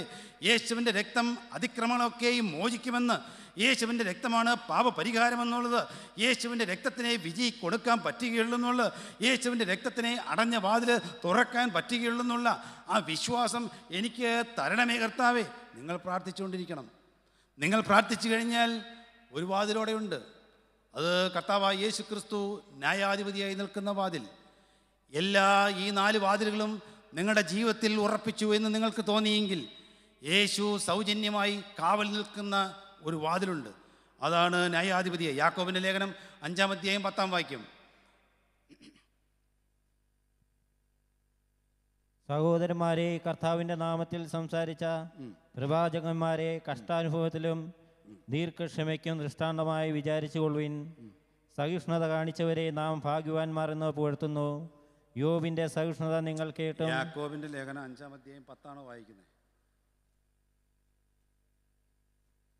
സഹോദരന്മാരെ, കർത്താവിൻ്റെ നാമത്തിൽ സംസാരിച്ച നിൽക്കട്ടെ. വെളിപ്പാട് പുസ്തകം 3-ാം അധ്യായം 8-ാം വാക്യത്തിൽ വായിക്കാം. വെളിപ്പാട് പുസ്തകം 3-ാം അധ്യായം 8-ാം വാക്യം. നിന്റെ പ്രവൃത്തി അറിയുന്നു. ഇതാ, ഞാൻ നിന്റെ മുമ്പിൽ ഒരു വാതിൽ തുറന്നു വച്ചിരിക്കുന്നു, അതാർക്കും അടച്ചുകൂടാ. നിനക്കല്പമേ ശക്തിയുള്ളൂ എങ്കിലും നീ എൻ്റെ വചനം കാത്തു, എൻ്റെ നാമം നിഷേധിച്ചിട്ടില്ല. നിന്റെ മുമ്പിൽ ഒരു വാതിൽ തുറന്നു വച്ചിരിക്കുന്നു. കർത്താവായ യേശു ക്രിസ്തു ന്യായാധിപതിയായി നിൽക്കുന്ന വാതിൽ. യാക്കോബിൻ്റെ ലേഖനത്തിൽ പറയുന്നുണ്ട്, ഇതാ ന്യായാധിപതി വാതിക്കൽ നിൽക്കുന്നു എന്ന്. ന്യായാധിപതി വാതിക്കൽ നിൽക്കുന്നു. ആ വാതിൽ നിൽക്കുന്ന ന്യായാധിപതി ആരും അടച്ചുകൂടാതെ വണ്ണം തുറക്കാൻ കഴിവുള്ളവനാണ്. അവൻ ആരും തുറക്കാൻ കഴിയാത്തവനും അടയ്ക്കാൻ ശക്തിയുള്ളവനാണ്. അവൻ തുറന്നാൽ പിന്നെ ആരും അടയ്ക്കുകയില്ല, അവൻ അടച്ചാൽ പിന്നെ ആരും തുറക്കുകയില്ല. ആ വാതിലുമായിട്ടാണ് നാം നിൽക്കുന്നത്. ആ വാതിക്കൽ നിൽക്കുന്ന കർത്താവായ യേശു ക്രിസ്തു, അവിടെയാണ് നമ്മുടെ ഹൃദയത്തിൻ്റെ വാതിൽ തുറക്കാൻ പോകുന്നത്. യേശു ക്രിസ്തുവിനെ നാം പ്രതിഷ്ഠിക്കാൻ പോവുകയാണ്. സഹോദരങ്ങളെ, ദൈവത്തിന് സ്തോത്രം. അതുകൊണ്ട് നമുക്ക് കർത്താവായ യേശു ക്രിസ്തുവിൻ്റെ മുഖത്തേക്ക് നമ്മുടെ കണ്ണുകളെ ഉയർത്തിക്കൊണ്ട് നമുക്ക് ചോദിക്കാം, കർത്താവേ, എൻ്റെ ജീവിതത്തിന്മേൽ ഈ വാതിലുകളെക്കുറിച്ച് ഞാൻ കേട്ടുവല്ലോ. നീ എന്ന അടിസ്ഥാന ശില ആകുന്ന വാതിൽ ഇന്ന് കർത്താവെ എൻ്റെ ഹൃദയത്തിൻ്റെ കുറ്റികളെയെല്ലാം മാറ്റിയിട്ട് നീ ആകുന്ന വാതിൽ ഇന്നൊന്ന് ഫിറ്റ് ചെയ്തു തരണമേ എന്ന് സഹോദരങ്ങളെ നമുക്കൊന്ന് പ്രാർത്ഥിച്ചു നോക്കാം. ദൈവത്തിന് സ്തോത്രം. ഒരു കാലത്ത് കള്ളൻ്റെ ഹൃദയത്തിൻ്റെ വാതിൽ അടച്ചിരിക്കുകയായിരുന്നു. എന്നാൽ അവൻ വലതുഭാഗത്ത് കിടന്നു കഴിഞ്ഞപ്പോൾ അവന് മനസ്സിലായി, ഈ കിടക്കുന്നത് ആരാണെന്ന് മനസ്സിലായി. ഈ കിടക്കുന്നത് നസറാനായ യേശുവാണ്. അവൻ രാജാതി രാജാവാണ്. അവൻ ഒരിക്കൽ രാജത്വം പ്രാപിച്ചു വരുന്നവനാണ്. അവനാണ് ആരും തുറക്കാതെ വണ്ണം തുറക്കാൻ കഴിവുള്ള ശക്തനായ ദൈവമെന്ന് അവൻ മനസ്സിലാക്കിയപ്പോൾ അവൻ പറഞ്ഞു, കർത്താവേ, നീ രാജത്വം പ്രാപിച്ചു വരുമ്പോൾ എന്നെ ഈ കൂടെ ഓർക്കണമേ എന്ന് പറഞ്ഞു. ദൈവത്തിൻ്റെ വലിയ നാമം മഹത്വപ്പെടട്ടെ. സഹോദരങ്ങളെ, ആ കള്ളൻ്റെ ഹൃദയത്തിൻ്റെ വാതിൽ അപ്പോൾ തന്നെ യേശു തുറന്നു കൊടുത്തു. അവനോട് പറഞ്ഞു, ഇന്ന് നീ എന്നോടുകൂടെ പറുദീസായിൽ ഇരിക്കുമെന്ന് പറഞ്ഞു. ദൈവത്തിൻ്റെ വലിയ നാമം മഹത്വപ്പെടട്ടെ. അന്ന് ശതാധിപൻ വന്ന് പറയുകയാണ്, കർത്താവേ, എൻ്റെ പുറത്തേക്ക് വരുവാൻ ഞാൻ യോഗ്യനല്ല എന്ന് പറഞ്ഞതേ ഉള്ളൂ. അപ്പോൾ തന്നെ ആ ശതാധിപൻ്റെ ഹൃദയത്തിൻ്റെ വാതിൽ യേശു തുറന്നു കൊടുത്തു. കൊർന്നല്യോസ് പറഞ്ഞു, കർത്താവേ, ഈ വന്നിരിക്കുന്നത് ദൈവത്തിൻ്റെ വചനമാണ്. ഇത് നീ പ്രസ്താവിക്കുന്നത് ഇതാ ഞാൻ സാഷ്ടാംഗം കേട്ടുകൊള്ളാം, മുഴുവനായി എൻ്റെ ഹൃദയത്തിൽ സംഗ്രഹിച്ചു കൊള്ളാമെന്ന് കൊർന്നല്യോസ് പറഞ്ഞതേ അതാ ആ ഭവനത്തിൻ്റെ വാതിൽ തുറക്കുകയാണ്. അവിടെ കൂടിയിരുന്ന എല്ലാവരുടെ മേൽ പരിശുദ്ധാത്മാവ് വരുവാൻ ഹൃദയത്തിൻ്റെ വാതിൽ തുറക്കുകയാണ്. ഒരു കാലത്ത് ശൗല് എല്ലാവരെയും ഉപദ്രവിച്ചവനായിരുന്നു. യേശുക്രിസ്തുവിനെ തേജോവധം ചെയ്ത് നടന്നവനായിരുന്നു. യേശുക്രിസ്തുവിൻ്റെ സുവിശേഷത്തിന് ഒരു വില കൽപ്പിക്കാതെ അതിനെ ഉപദ്രവിച്ചനായിരുന്നു. ക്രിസ്തു സഭയെ പീഡിപ്പിച്ചവനായിരുന്നു. എന്നാൽ ദമസ്കോസിൻ്റെ വാതിൽ വെച്ച് അവൻ്റെ ദൈവത്തിന് സ്തോത്രം, ദമസ്കോസിൻ്റെ പടിവാതിക്കൽ വെച്ച് അവൻ്റെ ഹൃദയവാതിൽ തുറക്കുവാൻ യേശു തീരുമാനമെടുത്തു. അവൻ്റെ തീരുമാനമെടുത്തു. മകനെ, നീ ഉപദ്രവിക്കുന്ന യേശുവാണ് ഞാൻ എന്ന് പറഞ്ഞുകൊണ്ട് അവൻ്റെ ഹൃദയത്തിൻ്റെ വാതിൽ, ശൗലിൻ്റെ ഹൃദയത്തിൻ്റെ വാതിൽ യേശു തുറന്നു കൊടുത്തു. ദൈവത്തിന് സ്തോത്രം. ഇനിയുമുണ്ട് അനേകം കാര്യങ്ങൾ സഹോദരങ്ങളെ. ഒരു കാലത്ത് തള്ളി പറഞ്ഞവനായിരുന്നു പത്രോസ്, ഒരു കാലത്ത് തള്ളി പറഞ്ഞവനായിരുന്നു. എന്നാൽ പത്രോസ് പുറത്തിറങ്ങി പൊട്ടിക്കരഞ്ഞപ്പോൾ അവൻ്റെ ഹൃദയത്തിൻ്റെ വാതിൽ യേശു തള്ളി തുറന്നു കൊടുത്തു. യേശു പുതിയ ഞാനാകുന്നു ആടുകളുടെ വാതിൽ എന്ന് പറഞ്ഞ യേശു അവിടെ ഒരു വിശ്വാസത്തിൻ്റെ വാതിൽ, പത്രോസെ നീ ഭാഗ്യവാനാണെന്ന് പറയുന്ന ആ വിശ്വാസത്തിൻ്റെ വാതിൽ അവിടെ യേശു പത്രോസിന് ദാനമായി കൊടുക്കുകയായിരുന്നു. സഹോദരങ്ങളെ, ഇന്ന് ദൈവത്തിൻ്റെ വചനത്തിന് മുമ്പാകെ ഇരിക്കുന്ന നാം ഓരോരുത്തരും യേശു ക്രിസ്തുവിനോട് പറയുക, കർത്താവെ, ഞാൻ പാപം ചെയ്ത് നിന്നെ കോപിപ്പിച്ചവനാണ് കർത്താവെ, ഞാൻ പാപം ചെയ്ത് അരിഷ്ടതയിലായിപ്പോയവനാണ് കർത്താവെ, എൻ്റെ ഭവനത്തിന്മേൽ ശാപമുണ്ട് കർത്താവെ, എൻ്റെ പൂർവികർ വയ്യുന്ന ശാപത്തിൻ്റെ ബന്ധനം കർത്താവെ, അവിടുന്ന് എന്തെല്ലാം ആണെങ്കിലും കർത്താവെ അത് മാറ്റിത്തരുവാൻ ശക്തിയുള്ള അവൻ്റെ മുമ്പിലാണ് ഞാൻ ഇരിക്കുന്നത് കർത്താവെ. നീ അടച്ചാൽ ആരും തുറക്കുകയില്ലല്ലോ കർത്താവെ, എന്നാൽ നീ തുറന്നാൽ ആരും അടക്കുകയില്ലാത്ത ഒരു വാതിൽ അതിന്ന് എൻ്റെ ഹൃദയത്തിന്മേൽ, എൻ്റെ ഹൃദയത്തിൻ്റെ ഭിത്തിയിന്മേൽ, എൻ്റെ ഹൃദയത്തിൻ്റെ പലകയിന്മേൽ യേശു അപ്പ അവിടുന്ന് ഒന്ന് ഫിറ്റ് ചെയ്ത് തരണമേ കർത്താവെ, അവിടുന്ന് ഒന്ന് ഉറപ്പിച്ച് തരണമേ കർത്താവെ, അത് കോൺക്രീറ്റായിട്ട് ഉറപ്പിക്കണമേ കർത്താവെ. ആ യേശു വന്നു നിന്നുകൊണ്ട് നമ്മുടെ ഓരോരുത്തരുടെ ഹൃദയവാതിക്കൽ മുട്ടിക്കൊണ്ടിരിക്കുകയാണ്. മകനെ, നിനക്ക് ആ വാതിൽ തുറക്കാമോ? ഞാനിതാ വന്നിരിക്കുകയാണ്. ഞാനാകുന്ന ആടുകളുടെ വാതിൽ, ഞാനാകുന്ന ജീവൻ്റെ അപ്പം വയ്ക്കുന്ന ആ ആടുകളുടെ വാതിൽ ഇതാ ഞാൻ ഫിറ്റ് ചെയ്യുകയാണ്. നിനക്കൊന്ന് തുറക്കാൻ പറ്റുന്നുണ്ടോ? ദൈവത്തിൻ്റെ വലിയ നാമം മഹത്വപ്പെടുകയാണ്. ദൈവത്തിന് സ്തോത്രം. സഹോദരങ്ങളെ, പിന്മാറ്റത്തിൽ പോയവർ ആരെങ്കിലും ഉണ്ടോ? കർത്താവ് വിളിക്കുകയാണ്, മകനെ, നീ മടങ്ങി വരുമെന്ന്. നീ എന്തിനാ പിന്മാറി നിൽക്കണം? നീ എന്തിനാ ശടിച്ചു നിൽക്കണം? നീ എൻ്റെ അരുമ പൈതലല്ലേ? നീ എൻ്റെ ഓമന പുത്രിയല്ലേ? നിന്നെ ഞാൻ പേർ ചൊല്ലി വിളിച്ചതല്ലേ? നിനക്ക് സാക്ഷി ജീവിതം തന്നതല്ലേ? മകനെ, നീ മാറി നിൽക്കേണ്ട കാര്യമില്ല. നീ ഇതിലേക്ക് കടന്നു വരൂ. നീ എൻ്റെ അടുക്കിലേക്ക് വരൂ. എന്നിൽ രക്ഷയുണ്ട്, എന്നിൽ ദീപമുണ്ട്. ആ വെളിച്ചം ഞാൻ നിനക്ക് പകർന്നു തരാം. എന്നിലെ ആത്മാവ് നിനക്ക് പകർന്നു തരാം. ആർക്കെങ്കിലും തിരി കെട്ടുപോയിട്ടുണ്ടോ? ദൈവത്തിന് സ്തോത്രം. കർത്താവെ, പണ്ടത്തെ പോലെ പ്രാർത്ഥിക്കുമ്പോൾ ഒരു വീര്യം വരുന്നില്ല കർത്താവെ, ഒരു തുള്ളി കണ്ണുനീർ വരുന്നില്ല കർത്താവെ. മുട്ടുകുത്തി നിൽക്കുമ്പോൾ കർത്താവെ അല്പം കണ്ണുനീര് തരണമേ കർത്താവെ. ആരെങ്കിലും പ്രാർത്ഥിക്കുന്നുണ്ടോ? യേശു പറയുകയാണ്, മകനെ, നിനക്കിതാ കണ്ണുനീര് മടക്കിത്തരാം. ഹൃദയത്തിൻ്റെ ഞരക്കം ഞാനിതാ മടക്കിത്തരാം. ഞാൻ ആത്മാവ് നിൻ്റെ മേൽ പകരാം. അളവറ്റ ആത്മാവ് നിൻ്റെ മേൽ പകരാം. ഞാൻ ആദിയില്ലാത്ത ആദിയും അന്തമില്ലാത്ത അന്തവുമാണ്. സഹോദരങ്ങളെ, നിങ്ങൾ ഹൃദയത്തിൽ പറഞ്ഞുകൊണ്ടിരിക്കുക, കർത്താവെ, ഈ വാതിൽ എനിക്ക് തുറന്നു തരണമേ. വാതിൽക്ക് മുട്ടുന്ന ഒരു പ്രിയൻ്റെ സ്വരമാണ് നിങ്ങൾ കേൾക്കൊണ്ടിരിക്കുന്നത്. സഹോദരങ്ങളെ, നിങ്ങൾ വാതിൽ തുറക്കണം. സഹോദരങ്ങളെ, യേശു പറയുകയാണ്, ഇതാ ഒരു പ്രിയൻ വന്ന് വാതിൽക്കൽ മുട്ടിക്കൊണ്ടിരിക്കുകയാണ്. ആ പ്രിയൻ്റെ സ്വരമാണ് നാം കേട്ടുകൊണ്ടിരിക്കുന്നത്. വാതിൽ തുറന്നില്ലെങ്കിൽ പ്രിയൻ ആ വന്ന വഴി തന്നെ പോകും സഹോദരങ്ങളെ. എന്നാൽ അവൻ വാതിൽക്കൽ മുട്ടിക്കൊണ്ടിരിക്കുകയാണ്. ഹൃദയത്തിൻ്റെ വാതിലാണ്, എൻ്റെയും നിങ്ങളുടെയും ഹൃദയത്തിൻ്റെ വാതിൽ യേശു മുട്ടിക്കൊണ്ടിരിക്കുകയാണ്. ആ വാതിൽ തഴുതിലൂടെ അവൻ്റെ കൈവിരൽ വരുന്നുണ്ട് സഹോദരങ്ങളെ. ആണിപ്പാടുള്ള കൈവിരൽ വരുന്നുണ്ട്. അവിടെ വീണ്ടും മുറിയുന്നുണ്ട് സഹോദരങ്ങളെ. അവിടെ നിന്ന് ഇറ്റിറ്റി വീഴുന്ന പരിശുദ്ധ രക്തത്തിൻ്റെ തുള്ളികൾ നിങ്ങൾ കാണുന്നുണ്ടോ? ദൈവത്തിൻ്റെ വലിയ നാമം മഹത്വപ്പെടട്ടെ. യേശു ഹൃദയവാതിൽ തുറക്കുവാൻ ബന്ധപ്പെടുന്നത് നിങ്ങൾ അറിയുന്നുണ്ടോ? അവിടെ യേശുവിൻ്റെ രക്തം കിനിഞ്ഞൊഴുകുന്നത് നിങ്ങൾ കാണുന്നുണ്ടോ? യേശു ഹൃദയവാതിൽ തുറക്കുമ്പോൾ അവൻ അനുഭവിക്കുന്ന വേദന നിങ്ങൾക്ക് മനസ്സിലാകുന്നുണ്ടോ? ദൈവത്തിന് സ്തോത്രം. അവൻ ക്രൂശിൽ പിടഞ്ഞ ആ അതേ വേദന കൊണ്ട് നിങ്ങളുടെ ഹൃദയത്തിൻ്റെ വാതിൽ ഇന്ന് തള്ളി തുറക്കുകയാണ് സഹോദരങ്ങളെ. നിങ്ങൾ സമർപ്പിച്ചുകൊണ്ടിരിക്കുക, അപ്പാ എൻ്റെ ഹൃദയത്തിൻ്റെ വാതിലെന്ന് തള്ളി തുറക്കണേ കർത്താവേ. ഇരുമ്പോടാമ്പലുകളെയും താമ്രവാദികളെയും തകർത്തവനായ യേശുവെ, അവിടുന്ന് ഹൃദയത്തിന്മേൽ ആരൂഢനായി വരണമേ കർത്താവേ. അവിടുന്ന് മിശിഹ രാജാവായി എൻ്റെ ഹൃദയത്തിൽ വാണരളനേ കർത്താവേ. കർത്താവേ, ഞാൻ ഒന്ന് സമർപ്പിക്കുകയാണ് കർത്താവേ. വന്നതെല്ലാം വന്നുപോയി കർത്താവേ. ചീഞ്ഞു പോയ ഉടഞ്ഞു പോയ ഒരു മൺപാത്രമാണ് കർത്താവേ. എന്നാൽ കർത്താവേ, നിൻ്റെ ആത്മാവ് പകർന്നുകൊണ്ട് നിനക്ക് ഇഷ്ടമുള്ള രീതിയിൽ ഈ ഉടഞ്ഞു പോയ മൺപാത്രത്തെ ഒരു കുശവൻ്റെ കയ്യിലെ കളിമൺ പോലെ കർത്താവേ ഇന്നൊന്ന് മെനഞ്ഞു തരണമേ കർത്താവേ. അതിൽ പരിശുദ്ധാത്മാവിനെ ആവോളം നിറച്ച് തരണമേ കർത്താവേ. അടിയങ്ങൾ വിട്ടിട്ട് പോകുന്ന ഭവനത്തെ ഞങ്ങൾ ഓർക്കുകയാണ് കർത്താവേ. വിട്ടിട്ട് പോകുന്ന ഭവനത്തിൻ്റെ കട്ടിളക്കാലും മേലും കുറുമ്പടി മേലും യേശുവിൻ്റെ രക്തമൊന്ന് പുരട്ടി തരണമേ കർത്താവേ. അടിയങ്ങളുടെ മക്കളുടെ തിരുനെറ്റിമേൽ യേശുവിൻ്റെ രക്തം പുരട്ടി തരണമേ കർത്താവേ. ബന്ധനം ഇന്ന് അഴിച്ചു തരണമേ.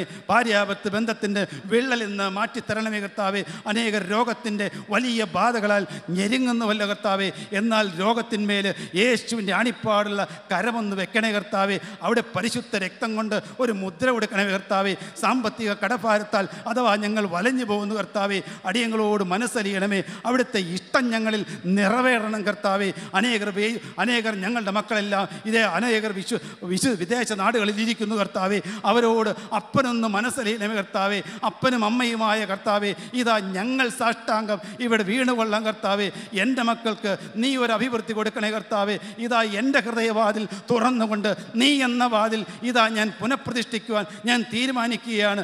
ഇനി കർത്താവെ ഒരറ്റത്തിൽ പോലും പാപം വരാതെ എൻ്റെ ജീവിതത്തിൽ യേശു എന്ന വാതിൽ ഞാനിതാ ഫിറ്റ് ചെയ്യാൻ പോവുകയാണ്. യേശു എന്ന വാതിൽ കർത്താവെ, സമ്പുഷ്ടമായ യേശു എന്ന വാതിൽ, ആർദ്രയുടെ വാതിൽ, കരുണയുടെ വാതിൽ, ദൈവത്തിന് സ്തോത്രം, ആ മഹാപ്രഭുവിൻ്റെ വാതിൽ കർത്താവെ, അത് ഞാനിതാ ആരും തുറക്കാതെ വണ്ണം വരുന്ന ആയിരങ്ങളിൽ പതിനായിരങ്ങളിൽ സുന്ദരനായവൻ്റെ വാതിൽ, ദൈവത്തിന് സ്തോത്രം, വെണ്മയും ചുവപ്പും കലർന്ന ആയിരങ്ങളിൽ പതിനായിരങ്ങളിൽ സുന്ദരനായ ദൈവത്തിന് സ്തോത്രം, ഗോമേതകം പതിപ്പിച്ച കൈയുള്ളവൻ്റെ കാതിൽ, ആ വാതിൽ ഇതാ എൻ്റെ ഹൃദയവാതിലിന്മേൽ വെക്കുകയാണ്. ഒന്ന് ഞാൻ പറയും കർത്താവെ, ഇനി പാപത്തിലേക്ക് തിരിഞ്ഞു നോക്കുകയില്ല, ഇനി ഞങ്ങൾ മ്ലേച്ഛതയിലേക്ക് തിരിഞ്ഞു നോക്കുകയില്ല. ഇനി കർത്താവെ ഹൃദയത്തിൻ്റെ നിരൂപണങ്ങളിൽ മേൽ യേശുവിൻ്റെ രക്തം പുരട്ടിത്തരും കർത്താവെ. ഒന്നേ ഞങ്ങൾ ചോദിക്കുന്നുള്ളൂ, ഒന്നേ ഞങ്ങൾ പറയുന്നുള്ളൂ, ഞാൻ യേശുവിൻ്റെ അടിമയാണ് കർത്താവെ. ഇനി മുതൽ ഞാൻ യേശുവിൻ്റെ അടിമയാണ് കർത്താവെ. അവിടുന്ന് നിയന്ത്രിക്കണമേ, അവിടുന്ന് എൻ്റെ കുടുംബത്തെ ഏറ്റെടുക്കണമേ, അവിടുന്ന് എൻ്റെ പഠിത്തത്തെ ഏറ്റെടുക്കണമേ, അവിടുന്ന് എൻ്റെ ജോലിയെ ഏറ്റെടുക്കണമേ, അവിടുന്ന് എൻ്റെ ആത്മീയ ജീവിതത്തെ ഏറ്റെടുക്കണമേ. ഇനി മുതൽ ഞാനല്ല കർത്താവെ, നീയാണ് കർത്താവെ. നീ രാജാതിരാജനായി എന്നെയും എൻ്റെ കുടുംബത്തെയും നീ ഭരിക്കണമേ കർത്താവെ. ഇന്ന് മുതൽ കൂടാരവാതിക്കൽ അബ്രഹാം ഇരുന്നതുപോലെ അപ്പനെ ജാഗരിച്ചുകൊണ്ട് കൂടാരവാതിക്കൽ ഇരിക്കുവാൻ ഇതാ ഞങ്ങൾ തന്നെ സമർപ്പിക്കുകയാണ്. സമർപ്പിക്കുന്നവരുടെ നെറ്റിമേൽ യേശുവിൻ്റെ പരിശുദ്ധ രക്തത്തിൻ്റെ മുദ്ര ധരിക്കുകയാണ്. യേശുവിൻ്റെ പരിശുദ്ധ രക്തത്തിന് മുമ്പിൽ നമുക്ക് ഏറ്റു പറയാം, അപ്പാ ഇതാ താലടിയായി എന്ന്, ഇതാ സറണ്ടർ, അബ്സല്യൂട്ട് സെൽഫ് സറണ്ടർ. അപ്പൻ്റെ മുമ്പാകെ ഇതാ ഞങ്ങൾ വീണ് കിടക്കുകയാണ്, ഹൃദയത്തിൽ സാഷ്ടാംഗം വീണ് കിടക്കുകയാണ് കർത്താവെ. ഇനി അപ്പനാണ് നയിക്കുന്നത്, അപ്പനാണ് രാജാതിരാജാവ്, അപ്പനാണ് നയിക്കുന്നത്. അപ്പൻ രാജാതിരാജാവായി എൻ്റെ ഹൃദയത്തെ വാഴണമേ എന്ന് നമുക്ക് തീരുമാനിക്കാം, നമുക്ക് പ്രാർത്ഥിക്കാം. ജീവനുള്ള ദൈവമേ, വാഴ്ത്തപ്പെട്ട സ്വർഗീയ പിതാവേ, അവിടുന്ന് നൽകിയ ഈ അത്ഭുതകരമായ സമയങ്ങൾക്കായി നന്ദിയോടെ സ്തോത്രം. ഞങ്ങളുടെ ഓരോരുത്തരുടെയും ജീവിതം അപ്പന് മുമ്പാകെ തുറന്നു നിൽക്കുകയാണ് കർത്താവേ. അവിടുന്ന് ആർദ്രതയുടെയും കരുണയുടെയും വാതിൽ ഞങ്ങളുടെ ഹൃദയത്തിന്മേൽ ഉറപ്പിച്ചു നിർത്തി തന്നതിനാൽ നന്ദിയോടെ സ്തോത്രം. വിശ്വാസത്തിൻ്റെ വാതിൽ ഞങ്ങൾക്ക് തന്നതിനാൽ നന്ദിയോടെ സ്തോത്രം. കർത്താവെ, ഞങ്ങളായിട്ട് തട്ടിത്തെറിപ്പിക്കാതെ വണ്ണം, കർത്താവെ, ഞങ്ങളായിട്ട് ഒരിക്കലും അത് മാറ്റാതെ വണ്ണം ഞങ്ങളെ കാത്തുകൊള്ളണമേ എന്ന് പ്രാർത്ഥിക്കുന്നു. ഞങ്ങളുടെ ജീവിതത്തിൽ അനേകമായ കുറവുകളുണ്ട് കർത്താവെ. അതെല്ലാം അപ്പൻ്റെ മുമ്പാകെ ഏറ്റുപറയുവാനും കഴുകൽ പ്രാപിക്കുവാനും യേശുവിൻ്റെ രക്തത്തിൻ്റെ മുദ്ര അനുഭവിച്ചവരായി ഞങ്ങൾക്ക് തുടർകാലങ്ങളിൽ യേശുവിൻ്റെ പാദപീഠത്തിലിരുന്ന് നിന്നെ സേവിക്കുവാൻ ഞങ്ങൾക്ക് നീ ഭാഗ്യം തരണമേ എന്ന് പ്രാർത്ഥിക്കുന്നു.